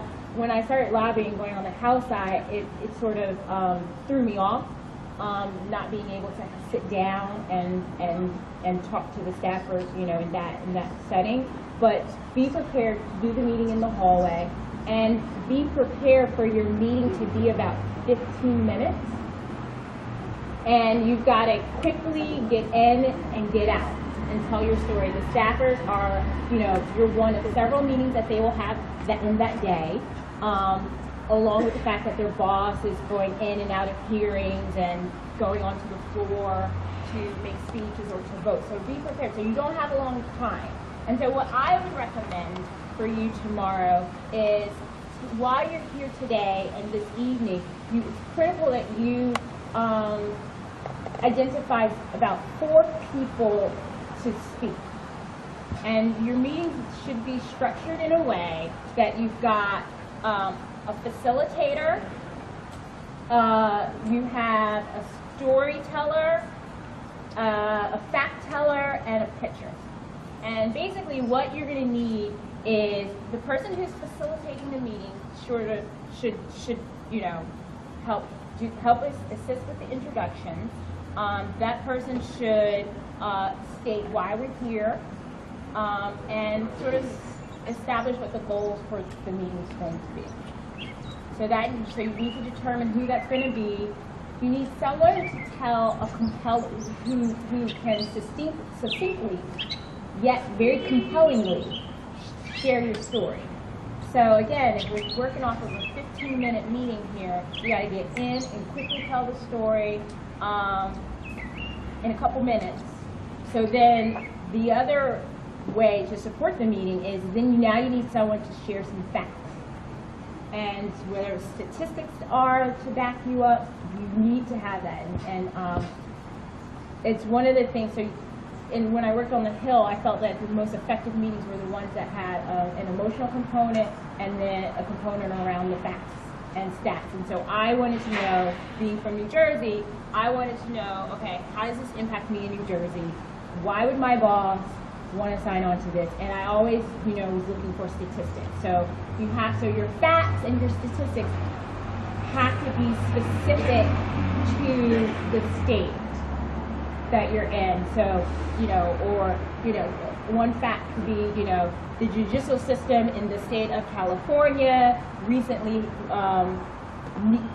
went through an overhaul because we found X percentage of cases, et cetera, et cetera. So you need someone to do the facts. I was never the fact person in my, I'm not always the fact person. If I don't have statistics, then I end up I tell the emotional, it's your stories that I share. But more often than not, I'm the pitcher. And so the pitcher is the one who presents the legislative ask. Okay, so all of this information you're now hearing, you've heard why we're here through the facilitator, you've heard the emotional component, someone supports the emotion with facts. Now the pitcher says, now Congressperson, we need you to do X, Y, and Z. And we need you to do this, as you heard, and then you can reiterate whatever has already been said, and we need you to do this because it's the right thing to do, and we are your constituents, we elected you to be here, and that's why you need to do this. And then there's follow-up. So then that's the end of the meeting. You ask the member or the staffer, how do you think that you could be helpful to us? Hear from them, and then there's a follow-up. So you exchange information, find out how soon we can hear back from you, find out what their deadline is, and then I always like to in the role of a lobbyist, I always like to make sure that, please add me to your email listserv so that we remember going back to staying in touch. So make sure I'm added to the email listserv. I say, like, I want to be a resource to you. So please let me know how I can be helpful to you in your office. If there are events going on that you know about in the district, that's the time to also sort of say, we would love it if, the member could show up or do whatever is going on that you think the member should be in attendance to, then that's the time you sort of share that. This also makes a good time for sharing that information in your follow-up email. So those are the do's.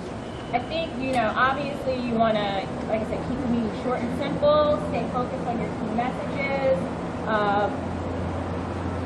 If there's any information that you have that you want to leave behind, do so. If you have an extra shirt, leave it. Let's see.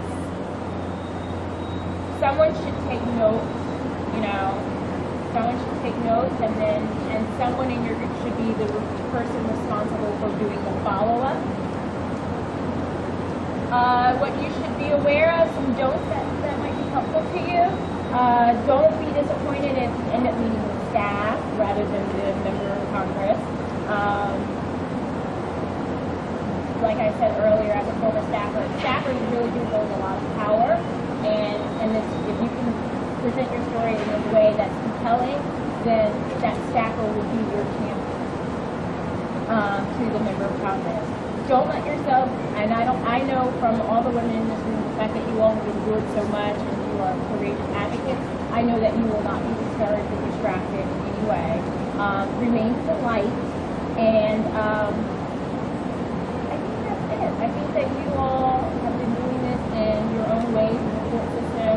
Your judges, you all can, this will be a piece of shit for you tomorrow morning. In your packet, you will have a map of the complex, like I said. What you should know about getting around though, the House and the Senate, so the Capitol sits in between, the House and the Senate. You can't get from the House to the Senate underground, but you can travel underground through the Senate. So there are 3 buildings on the Senate side, and then there's 3 buildings on the House side. So you can travel underground to those buildings, but you just can't cross underground to get from one chamber to the other. And so if you were trying to hurry to get to a meeting and you're going to be late, someone should be the designated caller to say you're running late. You can take a cab from one chamber to the next, probably about a $6 cab ride. It's about a 15 to 20 minute walk. You want to give yourself time to get through the security. It's probably going to add on, tap on another 15 minutes. The halls, as you all know, are long. So unlike you, I don't bring, I forget to bring comfortable shoes, and I walk around in my coat. By the end of the day, my feet hurt, so make sure you have comfortable shoes. Each chamber has a restaurant, a cafeteria, so you'll have food you can get in just about all the buildings. And I think that's pretty much it in terms of logistics.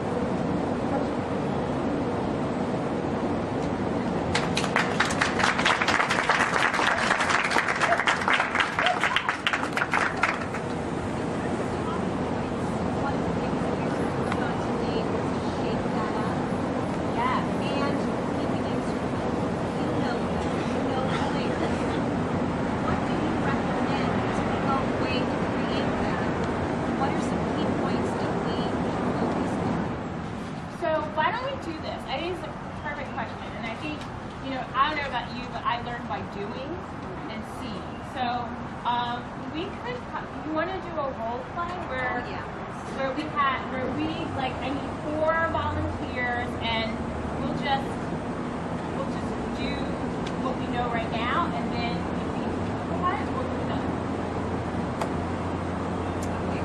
Okay.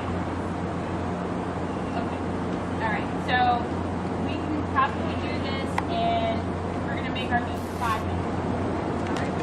I need, yes. Okay, so we have a congressperson already. I need a facilitator, a pitcher. Who else do I need? A storyteller and a fact teller. Storyteller? And fact, we take from one from each table. That's it. So, storyteller. Okay, so fact teller from this table? Perfect. And then a pitcher from this table. Perfect. Okay. Okay. Yes, you do. You do.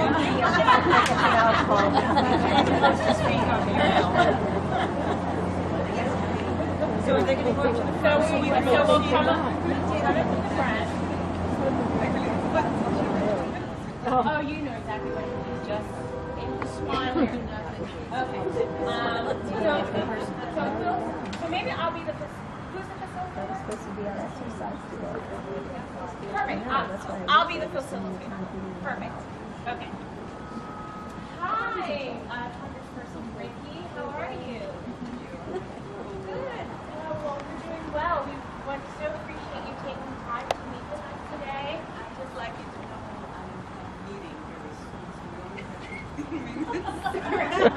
Certainly, we do understand, and we appreciate you taking the time. We are from Dakota town in some state, and in the state.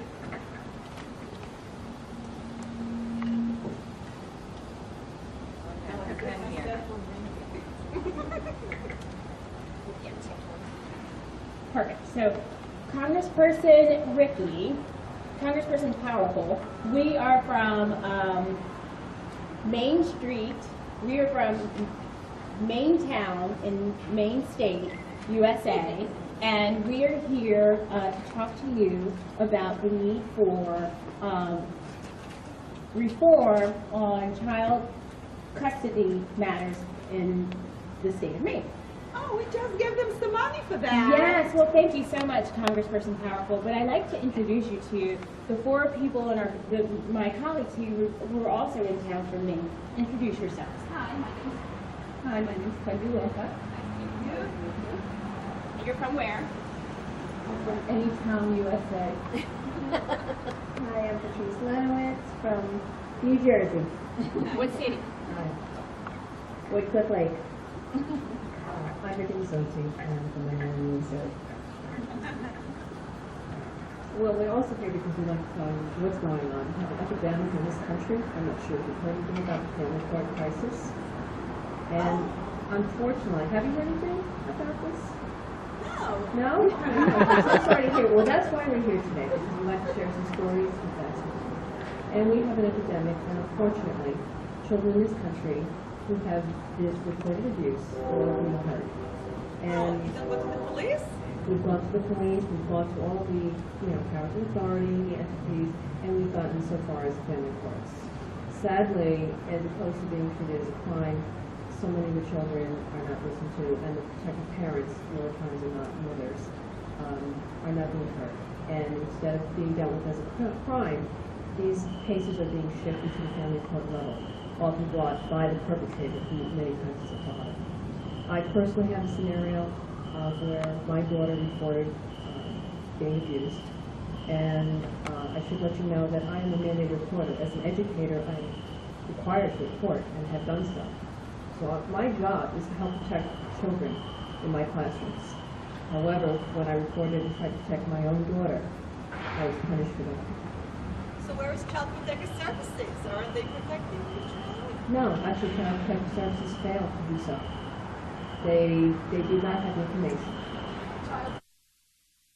And then if there's time, then someone with more information can come in and answer those questions that come up. You're in a business environment. Talk about bringing the shirts, but is it important that we dress in business? I would say it's important for you all to be seen as one group, number one. And I think so long as you're not in jeans and you look presentable, you're fine. So I think, for example, if I may, I like how Connie has her outfit. Okay, So I like that. So, you know.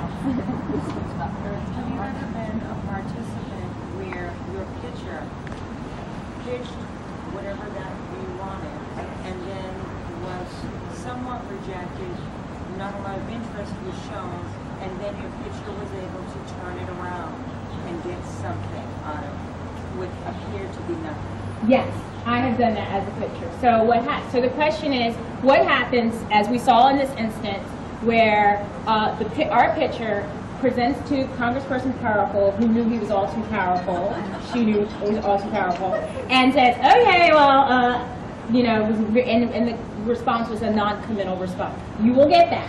Her reaction, her response is very on point here in Washington, D.C. And so your job is to, in a consensual way, get them to a place of yes, where they want to be in. So, and so if not no, then it becomes now a negotiation. So, well, what can you do again? And then somebody comes back with a fact, and someone comes back with emotional, one sentence fact and a one sentence emotional rebuttal, and says, you know, again, you know, we're your constituents, you know, or the pitcher comes back and says, we're your constituents, so we've got to go back, you know, we represent X amount of people, we're in association with X amount of people in district, and so we need to go back to them and say that we had a good meeting, so how can we get this to a place for you where we can continue the dialogue, you know, so that's a good question. Should we make a list ahead of time of here's what would be the ultimate, you know, focal point that we want, and then number two, here's what we, you know, would accept, number three, and then at least let's walk out with a positive about this. Mm-hmm. Yeah. So one thing is we talked about we want ultimately an oversight hearing. What you may hear back from a congressional office is it says, oh well, that's a really good point. They may say, you know, my congressperson doesn't sit on the powerful. You know, it might be Judiciary Committee that issues like this would fall into the jurisdiction of, and so they could say, well, we don't have the power to call for oversight hearing because A, we don't sit on the committee, or B, we aren't a part of leadership. What you want them to do is, that's fine. What we'd like for you to do is, going back to Doreen saying, holding people accountable, we want you then to write a letter to the chair and ranking member on the committee, the appropriate committee of jurisdiction, requesting that an oversight hearing be held. I think you bring up an important point. It would be really great if we know, you know, what committee that we need to, because this is what not only for representative or senator, but who's on the committee that we need to get to and really focus and bombard that particular. Okay, that's But be mindful, so that, and then that brings another dynamic. So what happens is elected officials are most interested in hearing from their constituents. So that's why I made you say where you're from, so that they know that, okay, yeah, she's my constituent. The challenge, though, is then when you start doing that very specific form of advocacy tailored to a particular committee, because they've got the jurisdiction, they, in their head, they're like, oh, the issue's great, but guess what? It's not my constituents who are asking me to take action, so I really don't have to do anything. So, but since we do have people all over the country, we can identify, oh, we did this constituency, you're on this, we got to get them up to come with us. yes. And we have people from these states, of the places we have the meetings, and almost all of them will not even come to the last minute because of the next That's why we also need funding so we can pay for it. So, but we do at least have your story in the packet. Yeah. So here's the Kansas, And that's again the beauty of working in coalition and in an association, to say we work collectively so we will put you in touch with your constituent.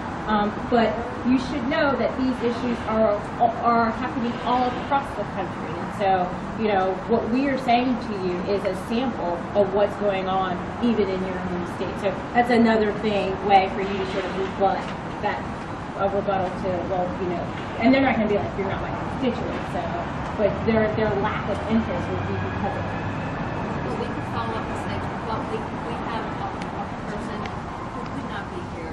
We'll have her contact you. Yes. Have her contact your office. Yes. Yep. That's how you do that. And make sure you get the appropriate staff person from it.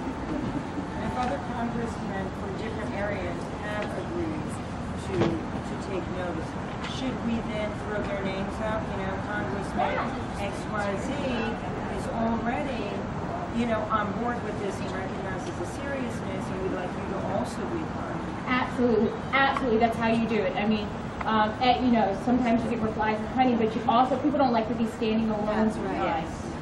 And so saying that, yeah, so-and-so is doing it, so you should too, also helps your case. How pushy is it to ask them, we've asked them for a commitment to send a letter to the leadership council, for them just to email you with a copy of that, to CC you? Who's the leadership council? So, or whatever leadership group you were trying to get, to try to get this oversight committee that we're asking for them to support us. Can you ask them to send you a copy of this letter so that as we're building consensus here and building strength amongst these partners? Yes, I think yes. You want to show publicly by multiple means, by way of media, by way of writing a letter, to say that, yeah, thank so-and-so for doing this. Give a Facebook page posted, share this, send them the link, the staffers the link so that they know that support safe child. Yeah, I mean it's like, you know, children almost, right? People want to be rewarded for good stuff and be publicly acknowledged for it. You know, my mom is a teacher, so she brought, you know, she created a little chart for us for our chores, and we got a star, and there's 3 of us, and so we competed. Yeah. We wanted to make, and so that's how members of Congress as well. In your packet, you know, knowing your opposition in your packet, here's the 31 people that voted against the Vice President. Nobody likes to be that kind of public marriage. They all have to We didn't notice. Oh, it's my We're all men.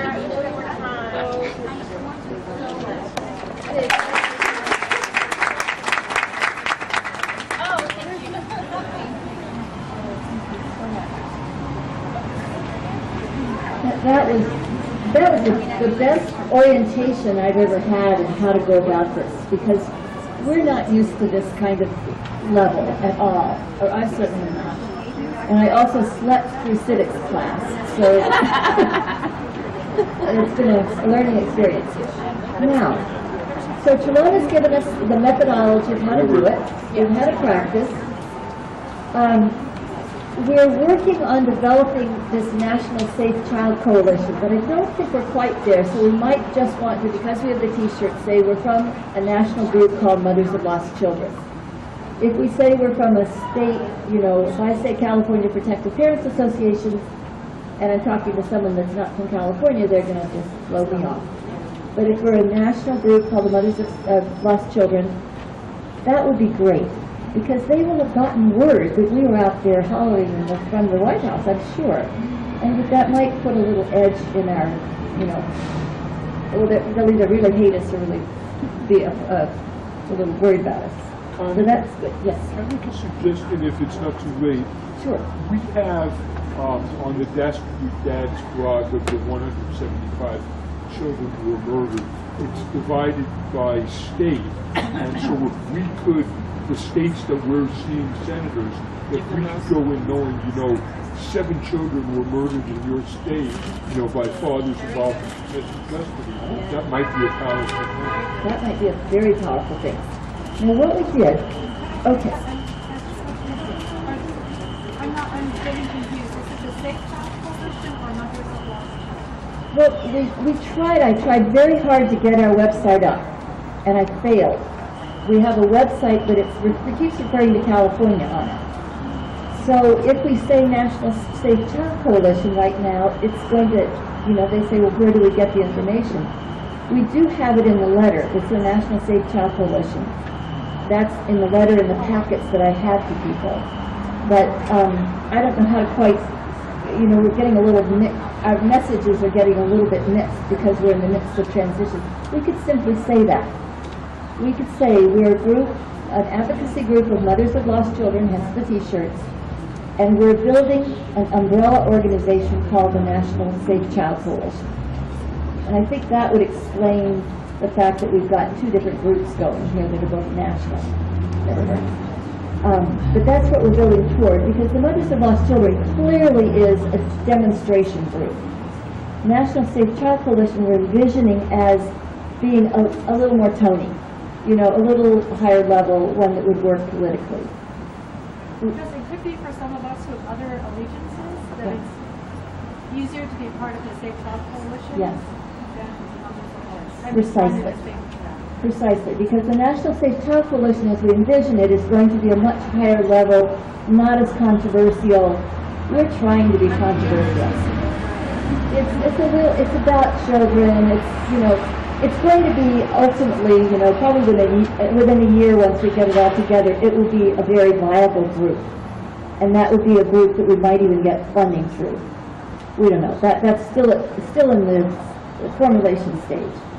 But it would be the umbrella for all the others if we, you know, if we choose to have that. So you would be Justice for Children, part of the National Safe Child Coalition. We would be Mothers of Lost Children, part of the National Safe Child Coalition. Does that make sense? Okay, that's the dream, at least. I doubt if we'll ever be as potent as the National Coalition Against Domestic Violence, because this is a subset. But we need to have a subset identity, I believe, rather than melding it completely. Certainly it is something that the domestic violence people should be doing. They're doing a million other things, you know, a million other things. We're a strike force now, and we're very, very young as a group, very young.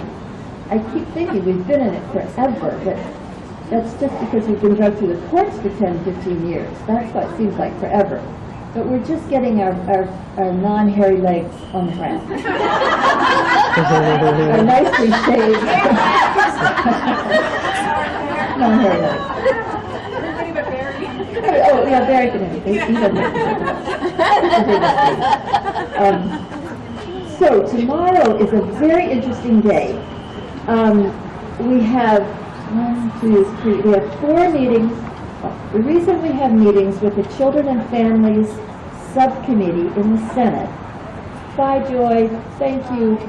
Bye. The reason we have meetings with those particular Senate aides is because we were told by the chair, the aide for the chair, Brent Palmer, the chair's name is Senator McCulsky from Maryland, that what we needed to do is lobby the rest of the committee, because she doesn't like to be out in front. She likes to be well supported by, I'm learning a lot, she needs to be well supported by her subcommittee. So now we're going to go and bang on their doors and say, you know, we have someone from your state. For example, the very first meeting we had was with Senator Blumenthal. Senator Blumenthal used to be an Attorney General of Connecticut. And an article just came out, that 75-page article, that describes a horrendous case in his state. I sent it to the aide. I said, look, this is happening in Connecticut, and here it is in, you know, living color. So he's aware that this is an embarrassment to his state. Senator Blumenthal is an Attorney General. He works in civil rights. He is just a dream team person. So what we need are 4 people, or possibly 5, to go to that meeting. That's at 10 o'clock. We just got news about from Maravik that prior to that, over on the other side, at the Capitol, we can be meeting or rubbing shoulders with Nancy Pelosi and Judy Chu, who are both Congress people. That's an important thing to go to also. I want to be at Richard Blumenthal's meeting because I set it up. So I'm only going to drop in for a minute and then grab a cab and come back to that meeting. So what we're going to need to do is break it into 2, essentially. Because right after that, at 10:45, we have a meeting with Senator Kirk's office, and we don't really have anybody from wherever he's from, I don't know where he's from. But we will go in as a coalition. I have it written down somewhere. We'll go in as a coalition there. And then after that, we beat back across to the Congress side. So we're zigzagging back and forth. It's going to be a busy day tomorrow. But this is when the congressional briefing is going to be held in the Congress. And that's going to be an extremely important event because they will be coming, their aides will be coming in Congress, on the Congress side, to the briefing. How many we don't know, some, and probably a couple of the Congress people will show up. And they will be Congress people that are so important to us, I can't even begin to think of it, how important it is. They're from the Victims' Rights Caucus. There are 50 people on this Victims' Rights Caucus in Congress, which I'd never heard of before. But there they are. It's a really exciting time because there's a group called Stop Abuse Campaign, which is run by a man named Andrew Willis, who is a survivor of sexual abuse on his website, so I'm not breaking any confidentiality. So he knows what's going on. And he also is an advertising millionaire. What a concept. So I've already told him that we want to introduce him to Jennifer Collins, who's right there in New York where he is. Vicky's already made contact with him. He is a really excellent point person. And he's part of a group called the National Partnership for Interpersonal Violence. And I happen to be National Partnership to end interpersonal violence, right. Which I happen to be on their legislative policy group. So I'm going to try to keep steering everything toward the family court issues. And that one, that's too much information. I know it's much too much information. But that one is from noon to 1:30. So really, I know people are going to be wiped out tomorrow. There'll probably be some of us who are still running on adrenaline to the point that we'll be there in the morning at the 8:30 meeting. We'll have to get there at 8 o'clock in order to get to the, all the put our places on the machine. So if you want to come to that, or if you want to sleep in, recuperate, that's absolutely fine also.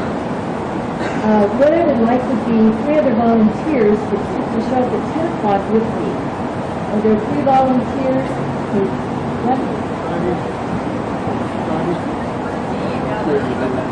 Okay, so 4 volunteers. Oh, okay, so there are 3 together. So, all right, we've got 12 volunteers already. So let's split our volunteers because we want the other volunteers to go directly instead to Blumenthal's office to Senator Kirk's office. So would you like to do that? Move Senator Kirk's office to 3 of you, and then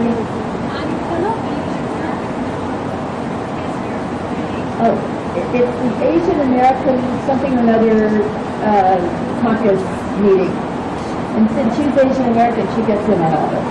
So all of us should, if we possibly can get up at that hour, go to the U.S. Capitol Visitor Center at First and East Capitol. I have no idea where that is, but the taxi cab driver will know. That's where that is. First and East Capitol. On that, okay.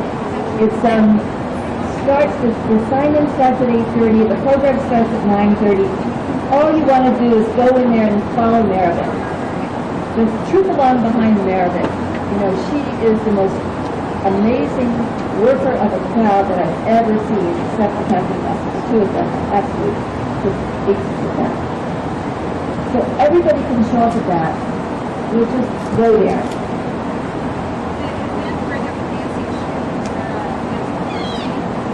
That's where Nancy Pelosi is. Right. So that's 8:30. Get there early. Then at 10 o'clock, okay, let me write, look, can I get a pen, somebody, so I can write this down so I don't forget who's coming with. All right, so for Senator Blumenthal, it will be Barry.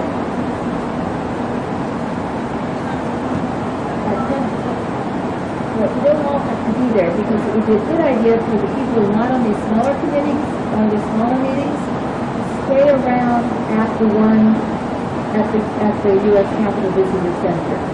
Because it's going to go, that's going to go until 11:30. And then after that, you know, you buttonhole people and give your quick elevator speech.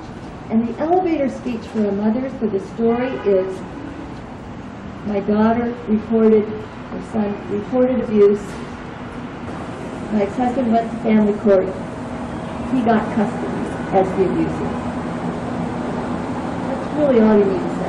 And he still has it, and she is still reporting abuse. That's it. That's really all you need to say. That shocks people, normal people. It shocks normal people. So, Jillian, do you want to come? I want to go anywhere. Okay, why don't you come with us, you and your mom? Will you come? Okay, so Jillian and Tammy and Barry and I will go to Senator Blumenthal at 10 o'clock. And that's at 702 Hart Office Building, the Senate Office Building, 702 Hart, in case we get separated. And the Hart Building, I don't know which one it is, but it's the first one right here. Oh, good. So then at 10:45, which is it's too close an overlap. It would be hard for the four of us to get to the one that Senator Kurtz. But so you all would go to that one, and so that would be And if you want to grab somebody else to be the, you know, fulfill those roles, that's just fine. And just tell them that that I had made the appointment, but it was for this coalition. And I'll let you know what state he's from. For some reason, I don't have it written down here. Illinois. Illinois. Oh, Illinois. We're Michigan. Close enough. Close enough. And Doreen, I think, is from Doreen, you're from Illinois? No. Pennsylvania. Okay, Casey. And we did get an appointment with him. Yeah. Well, okay. Oh, we got a. So you can buttonhole him at some point. Boxer, we've got a wonderful thing the next on Wednesday with Boxer. That's going to be great. So let's just go through it. 10:45, and the person that you're meeting with is Mrs. Jordan Haynes, or Hines, H-Y-N-E-S. And she put an M-S in front of it so that we would know that she's a lady, not a man. Okay. And that's at 524 Hart Building, again, same building right here. And, you know, just explain that we've had to split up into teams and that I'm not going to be there even though I made the appointment. No, I didn't write any of that down, but you can Google them tonight if you wouldn't mind. And get their background, a little bit of the background. They were just kind enough to respond when I sent out a request. And say, of course, you know, in your state there are many mothers who are having this issue, and we'll certainly be happy to put you in touch with them, put them in touch with you. I'm sure they've already been in touch. So then, as soon as we finish here with these little teams, you all who are still over on the congressional side over there, you know, across the mall, I don't know what the mall on the other side of the Capitol, you stay over there. Because then you go down to 2226 Rayburn Building. You'll be at the U.S. Capitol Visitor Center, and on your map that Trelon gave you, you'll just sort of put it down to the Rayburn Building. And I don't, do you remember which one that is? Whether it's the first, second, and third? So it's down the hill? First one is Canada, going toward the Capitol? Going down. Going down. You'll find it. It's on the map. That's for the 12 to 1:30. That's the congressional briefing. Now, I just learned about the difference between a hearing and a briefing. And an oversight hearing. There are three different things. A briefing is where a panel of people, much like today, present information to the legislative aides. So it's as if you were the aides and we were presenting information today to you. That's a briefing. That's what we're having tomorrow. A more important step up is a hearing. And that's when the senators all sit around in a little circle and people sit down at tables and present to the senators themselves on these particular committees. Now, this particular committee that we're working on is the committee that should be working on the system failure. That's what we're calling it. It's not just the judiciary. It's not just CPS. It's not just law enforcement. It's this whole gang of people who are failing us and failing these kids. We're referring to the system failure that's happening now to our kids. Everybody screws up. Very, very deliberately screws up. It's shared responsibility. It's shared irresponsibility. Right. So when you want to say what the big picture is, you can say there's a system failure of all of our organizations, government organizations, and private organizations to protect children of divorce. Now, granted, a lot of them are not children of divorce. There hasn't been a marriage. Doesn't matter. That's the sort of the terminology we're starting to think in is children of divorce. Because everybody knows that's not the same as the 2 meth addicts that they're taking at CPS are taking a child away from. So we're calling them children of divorce are being failed systematically by all of these programs that are set up. And the request that the last word is we want an oversight hearing. Now, if it's a Senate oversight hearing, if we're talking to senators, it's a congressional oversight hearing, if we're talking to congresspeople, that's an entirely different step up. And that's like with the tobacco industry, they call people on the carpet and said, you know, you've shown that these are poisonous sticks. It's very clear. So what do you have to say for yourself? They could subpoena people in an oversight hearing. They could subpoena a judge. And in fact, I have that in the letter to say we need to have the judges ask exactly why they placed a child who had gonorrhea with the person that the child said gave it to her. You know, we need to have that particular judge brought on the carpet and explain to you, Mr. Senator, why? Why did that happen? So that's why we want the Senate and the congressional oversight hearings. They're entirely different than either of those former two. These are investigations. And then there's another one called investigative hearings, and I don't quite know the difference of those two. But oversight hearings. If you're talking to a senator, you want a Senate oversight hearing. If you're talking to a congressman, you want a congressional oversight hearing. That's our mantra. Because once we get that, then from that point on, we'll have data. They will have heard us, and it will hit the press, et cetera, and it's something they can do federally. And if it's a systemic failure across the nation, then it's up to the federal government to be working on it. At least that's my opinion. Okay, so from noon to 1:30, and then maybe a half an hour after that, we'll be in that particular event.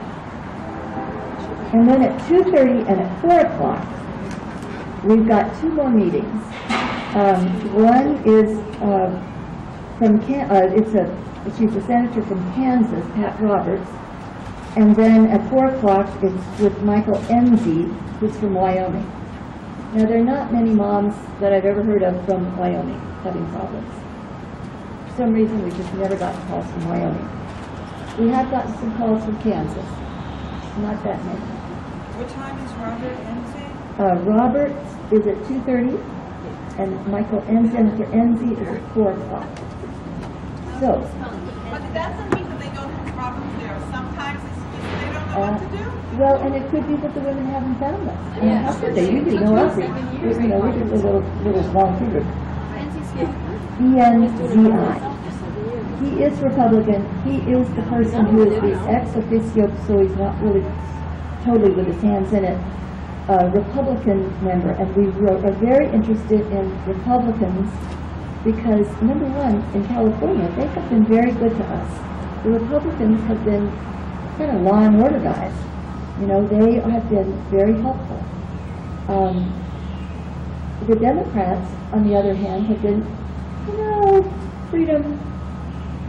I'm a card-carrying Democrat, but there's a lot of, you know, more laissez-faire, laid-back Democrats than there are Republicans.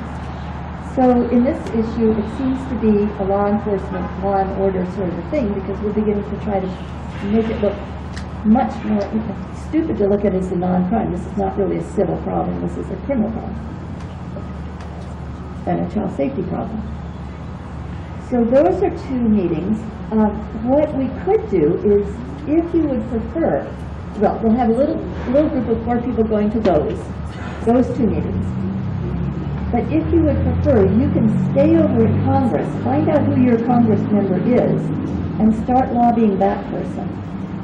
And then the court, just call them up and arrive at their doorstep and say, hi, I'm in from wherever you're in from, Hawaii, hi there. I've come all the way from Hawaii to talk to you. And they will talk to you. They will stop. They're shocked that you would have come so far. And if they don't, they'll find somebody to talk to you. They really will. So then the mantra begins again. We need oversight hearings. We need to have, you subpoena some of these judges. You know, this is very important, and we'll get more information back to you. So are there 4 people who would like to come to see Pat Roberts with me at the one from Kansas? Okay. She's at 109 Park. You want to come? Okay.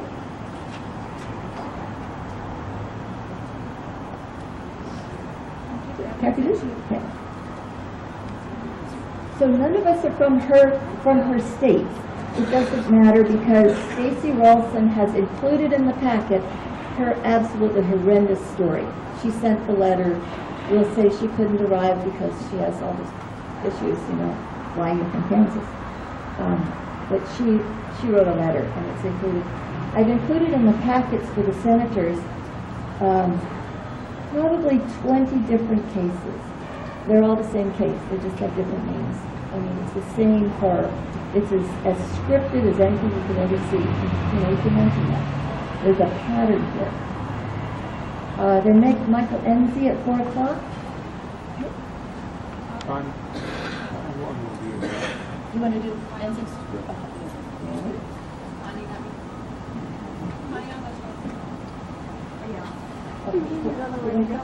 All right, so we'll split up so that it's not, we don't run out of it. One thing I found was that I got really bored after a while saying the same thing to a bunch of different people. So it's, yeah, okay. All right. So that's tomorrow. And in the afternoon, people who are not, you know, coming to these particular meetings, let me give you the address for that. For Pat Roberts, it's 109 Park Building, again, right here. And then for Michael Enzi, it's 379A Russell. A is an apple. I don't know why it's an A. It's the only one I know like that. But Russell is down the line away. Yeah.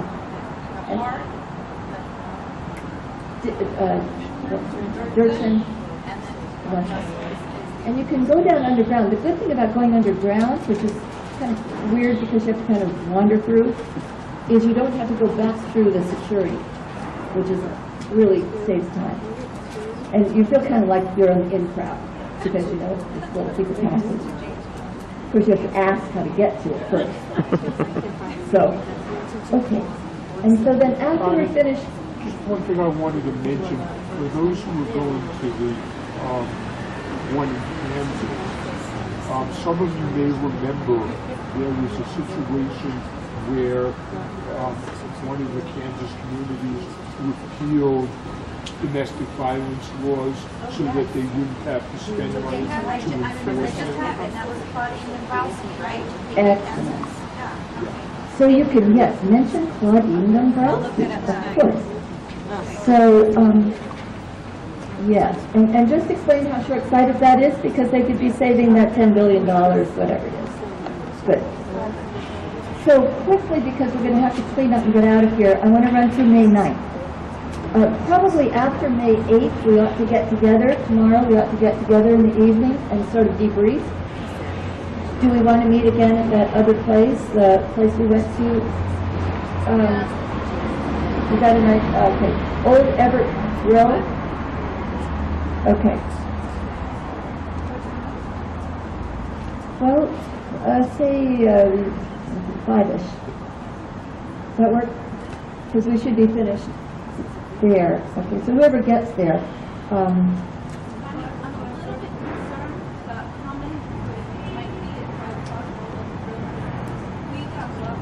Oh, Yesterday, we didn't get the Make reservations. although we are in, I am thinking also we are in the middle of the week. But we didn't make reservations. We kind of need okay. Well, okay, we won't. All right. Make reservations. All right, we can make reservations. We have to get out of here. Actually, we don't have to get out of here. We can do we can go through our tour, the museum tour. And then, so tomorrow night when we meet there, then we'll plan the next day, because it will be an overload of information anyway. Just a quick question, the stopabuse.org, the thing that you sent us information on it, what happened with that? That's luncheon tomorrow. They're the ones that are going to do the thing tomorrow. That's at lunch? Yes, they're going to hopefully give us lunch. Okay. May or may not. So everybody's going to be there at 12? Yes. Okay, So- and that's at the 2226 Rayburn building? That's it. So So, where the we be two at 12. things, to remember is suit up and show up with their t-shirts on, and ask for oversight hearings. I think suits with, so we look professional yet a team at the same time. So now, if you just clean up your, bust your own table if you don't mind, and we'll, we got lots of water. That's We'll the go people with that. there. Are we going, you want to say anything about it? Pardon me? That plaque of the dots one. I'm going to take them and crunch all that and see how many dots are in each one and put it out to all of us so that we'll have it. Okay. Alrighty, thank you all so much. This has been absolutely great.